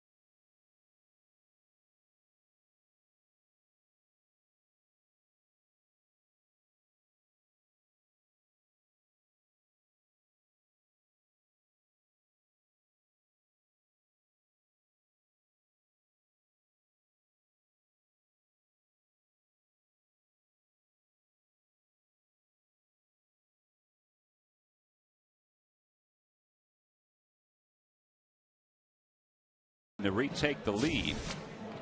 And our Toyota report, Phillies are 5-7 this spring. They also have one tie. They've hit 267, 11 home runs in 12 games. This is the 13th game. Team ERA, that's not too bad, 3.68. Nice little Osprey condo there. Yeah. They're all over the yard. They are just a magnificent bird. It's amazing when you see them flying through the air with a fish in their talon. Think, well, they got dinner. Well, Drew Sutton moves from third base to second base. Jose Paz is the new catcher for the Braves. And the new pitcher is Anthony Varvaro. And he delivers a pitch low to Troy Hanzawa. To begin the bottom of the 8th, it's Hanzawa played the other day here at Bright House Field. He takes low and inside. 1 ball, 1 strike the count.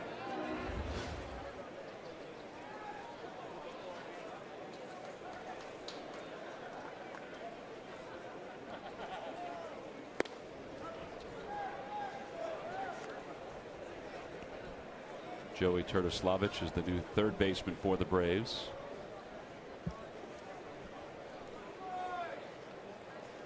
One and 2 the count. And a called strike 3. Hanzawa's down looking to begin the 8th. Varvaro's numbers this spring: 0-1, a 9.82 earned run average. This is his 5th ball game. He's been in the big leagues before with the Braves. And now he'll face Tim Kennelly with 1 away.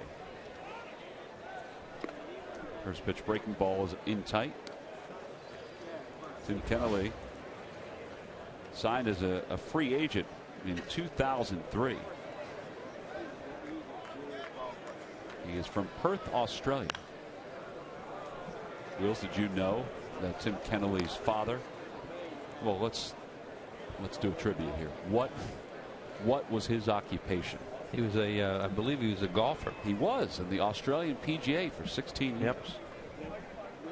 We're just getting ready for our trivia questions for the year. 1-2 the count to Kennelly, who last year played at Reading, hit .215 at 3 home runs, 21 runs batted in. He taught that Greg Norman how to play over there. Well, he did a good job there. Yeah. A lot of good golfers come from Australia. With a foul ball. The bell working. We had the buzzer working a couple of times. You like the buzzer better? Yeah. I figured you would get that one. Really? Yeah. I think I remember right up your alley. Remember reading his bio one time, and that stood out. Now the 1-2 pitch toward the middle, off the glove of Pasternicki, and Kennelly's aboard with a 1-out single. So the Phillies have a base runner. Hey, sign up now for the Fightin' Phils fan club. It's just $24.99. A membership includes the official Fightin' Phils fan club membership card, a t-shirt, and a patch. A subscription to MLB.com game day audio for your PC, plus special offers and opportunities, including tickets and merchandise. Go to Phillies.com to check out the information. Rich Thompson is now the hitter. We have seen Rich Thompson come up to play in spring training games for, it's got to be at least 3 years. Oh, yeah. Last year at Reading and Lehigh Valley, he combined to hit .278.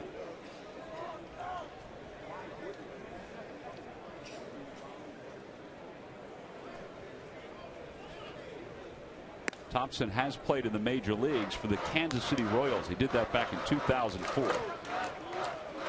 He had 1 at bat. He was 0 for 1. Also had a stolen base.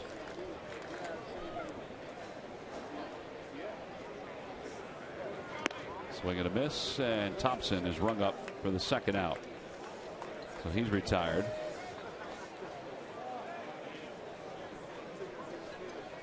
And Brandon Tripp will bat for Jim Thome. So Tripp is in the DH spot.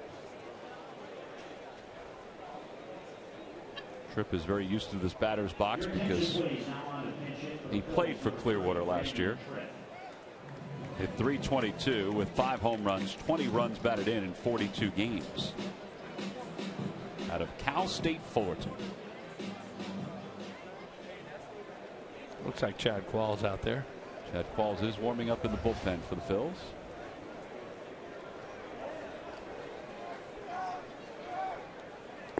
Swing and a miss, 0-1. Tripp was originally the property of the Baltimore Orioles. And then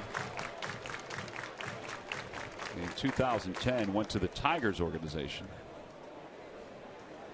There's Chad Qualls ready to go.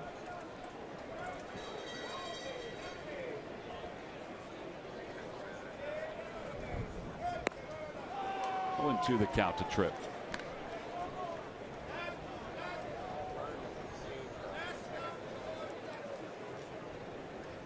'26-year-old who went to Cal State Fullerton. That's a good program. Sure is.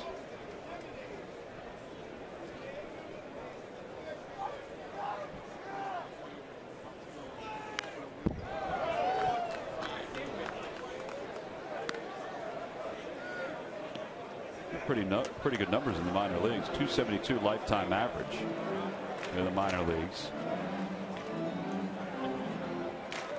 He was hit by 18 pitches back in 2010. That led the league. I guess you can see it the way he stands and dives in. You know, his back foot's close to the plate, but he is wide open. Yeah.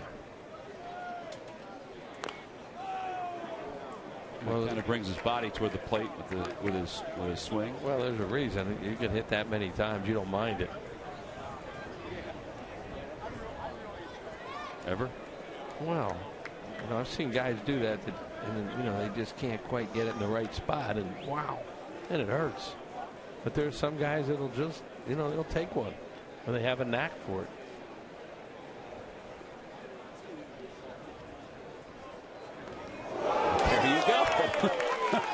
See, you know, I'm not saying he could move, but when he wasn't going to get out of the way that much. And that was a great stat you came up with, and there it happens. Whoop, see that? You know, I know some guys, you know, you can't blame them. They'd have been gone. They would not have gotten hit by that. You know, they can get out of the way. And in that case, he just, you know, he reminds you of Dave Hollins a little bit, Chase a little bit, that they're not afraid, and they can take it off a part of their body where they feel they're okay. Well, that means the Phillies have first and second with 2 outs, and Derek Mitchell is the hitter. And Mitchell takes a breaking ball for a strike. Mitchell last year had 19 home runs and 79 runs batted in. You know, after a minor leaguer is in the system, A system, for 6 years, they become a free agent. Derek Mitchell was a free agent after last season, and the Phillies re-signed him because he is starting to put on some size, and obviously his numbers dictated that last year.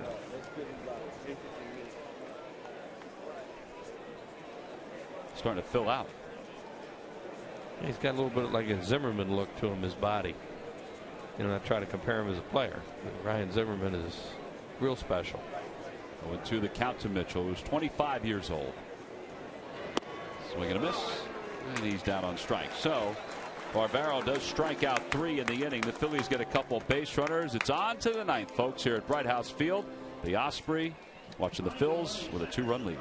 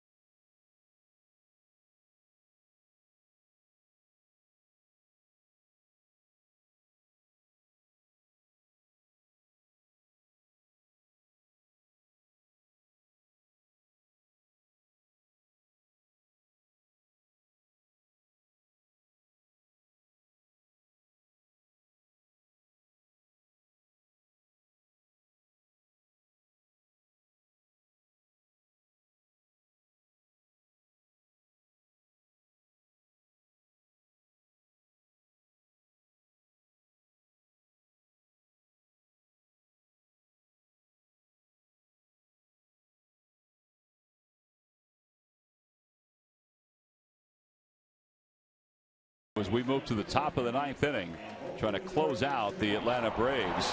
Tonight on Sports Night, going to break down of the Flyers and the Islanders matchup, plus a preview of tomorrow's Heat Sixers ball game. The spring training report from down here in Clearwater. Plus, we'll follow the Temple Owls in their quest for the Final Four. Get all the news Philly fans need to know on Sports Night later on at 6 on Comcast Sports Night. Chad Qualls, the new pitcher for the Phillies. He'll try to get the last 3 outs here in the top of the 9th inning. Pick up for Antonio Bastardo. Jim told me he was sitting talking to Charlie Manuel for a little while. Now as he was going down the left field line, fans were calling out to him. They gave him a nice round of applause, and he couldn't help it but stop over and sign some autographs. He's taking a look to see if there's any action going on, because he doesn't want to be down there with his back turned as the game is going on. Here's Chad Qualls, who will take over out of the bullpen for the Phillies. Qualls in 3 games has allowed 4 hits in 3 innings of work. He had 1 really good outing, and the other 2 outings he's given up a run or 2. He had 1 outing where they misplayed a fly ball in the outfield that cost him 2 or 3 runs. So he'll face the Braves here in the 9th. Your attention, please. Now on the pinch hit. Should see Jose Contreras in the very near future in a game somewhere, whether it be here on the big field or again down on the minor league field.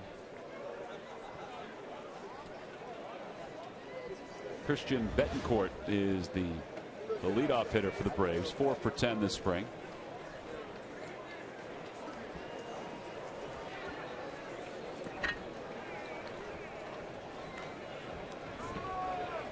And the first pitch taken outside. Well, Jim Toby's made his way down toward the opening of the clubhouse, and Greg Murphy has him down there. Murph?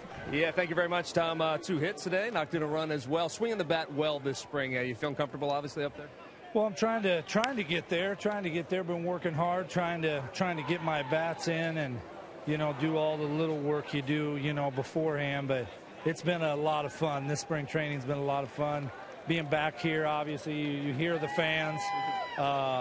The players. Hopefully we'll get everybody out of here healthy and we can accomplish what we're trying to do. And everybody wants to know, obviously, you played in a minor league game at first base. You got some work in. You were concerned about how you would feel the day after, maybe 2 days after. So how did you feel, and when can we expect to see you again? I was a little sore the next day, but to be expected. I haven't played it, in 5 or 6 years. So, it's going to take some time. We've continued that work.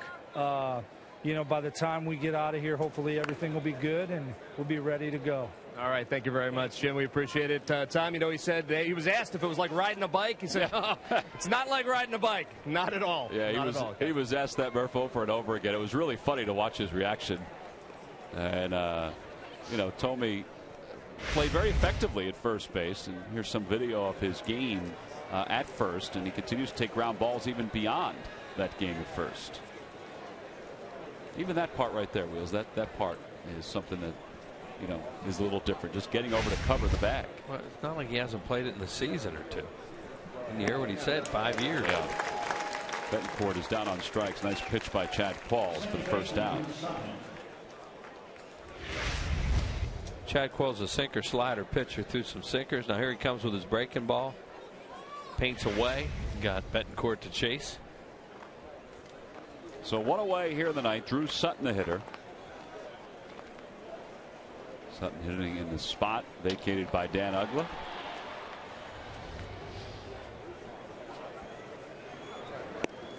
Low, 1 ball, no strikes.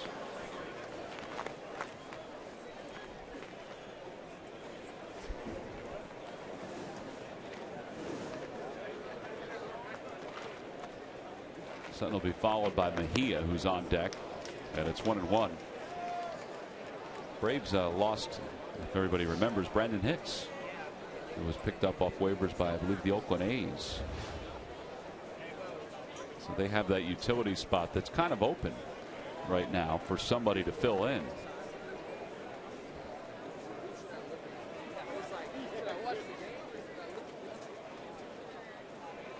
1 ball, 1 strike the count.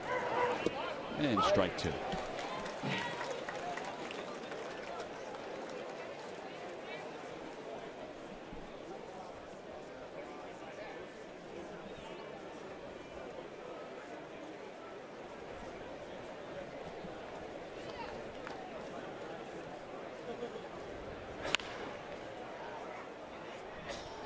Foul ball right past John Mayberry.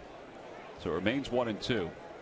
Phillies a split squad today, as we mentioned, playing the game here against the Atlanta Braves, and the other game is down in Port Charlotte. They've gone to the top of the 8th inning. That's the Rays spring training home. It's a 4-4 ball game.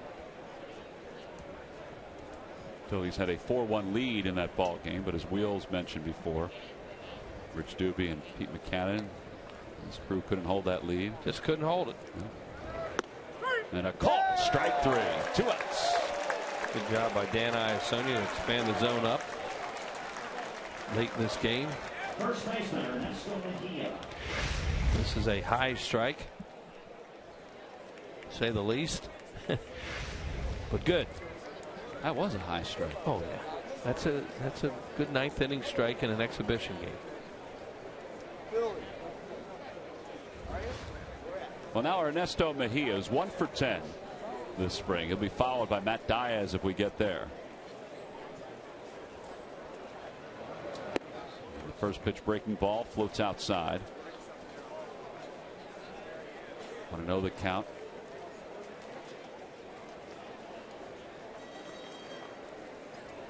Down in that game in Port Charlotte, Juan Pierre, 2 hits, 2 runs, 2 RBIs, 3 at bats. Hector Luna also had 2 hits, or has 2 hits so far, and a run scored. 2-0 the count. That ball's ripped into left field, a base hit. So Mejia with a 2-out single to keep the inning alive. Well, that guy looks strong. He does look strong. Tall, too. Look at him standing next to John Mayberry. He's a big guy. And Mayberry will play behind the base runner. The tying run coming to the plate. Matt Diaz, the hitter. Diaz 1 for 2. He's homered. He's popped out. He's walked.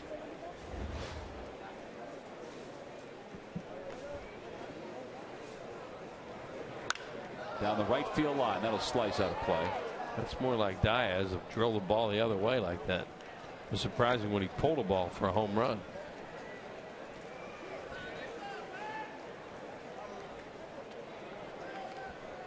Hit that home run to left center field earlier in the ball game against Joe Blanton, who went the first 5. Here we go. This is the second inning blast by Diaz. Yeah, Joe pitched really well today. Very well. Probably would like to have that one back. That ball just ran right over the middle of the plate, and he didn't miss it. Joe, 5 innings, 4 hits, 3 runs, no walks, and 4 strikeouts.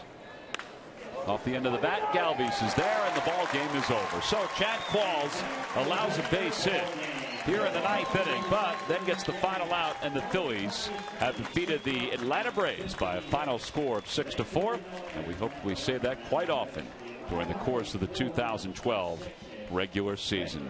Dontrell Willis actually picks up the win this afternoon for the Phillies. Adam Russell suffered the loss, and Chad Qualls picks up the save in a brisk 2 hours and 28 minutes. Wills, let's take a look at our W.B. Mason deliveries of the game for this afternoon. Last time we saw him, he was signing autographs, leaving the ballpark, and Jim Thome had a good game here today. 2 hard base hits. That one in the hole, knocked in a run early, and then later beat the shift with a hard ground ball base hit to right field.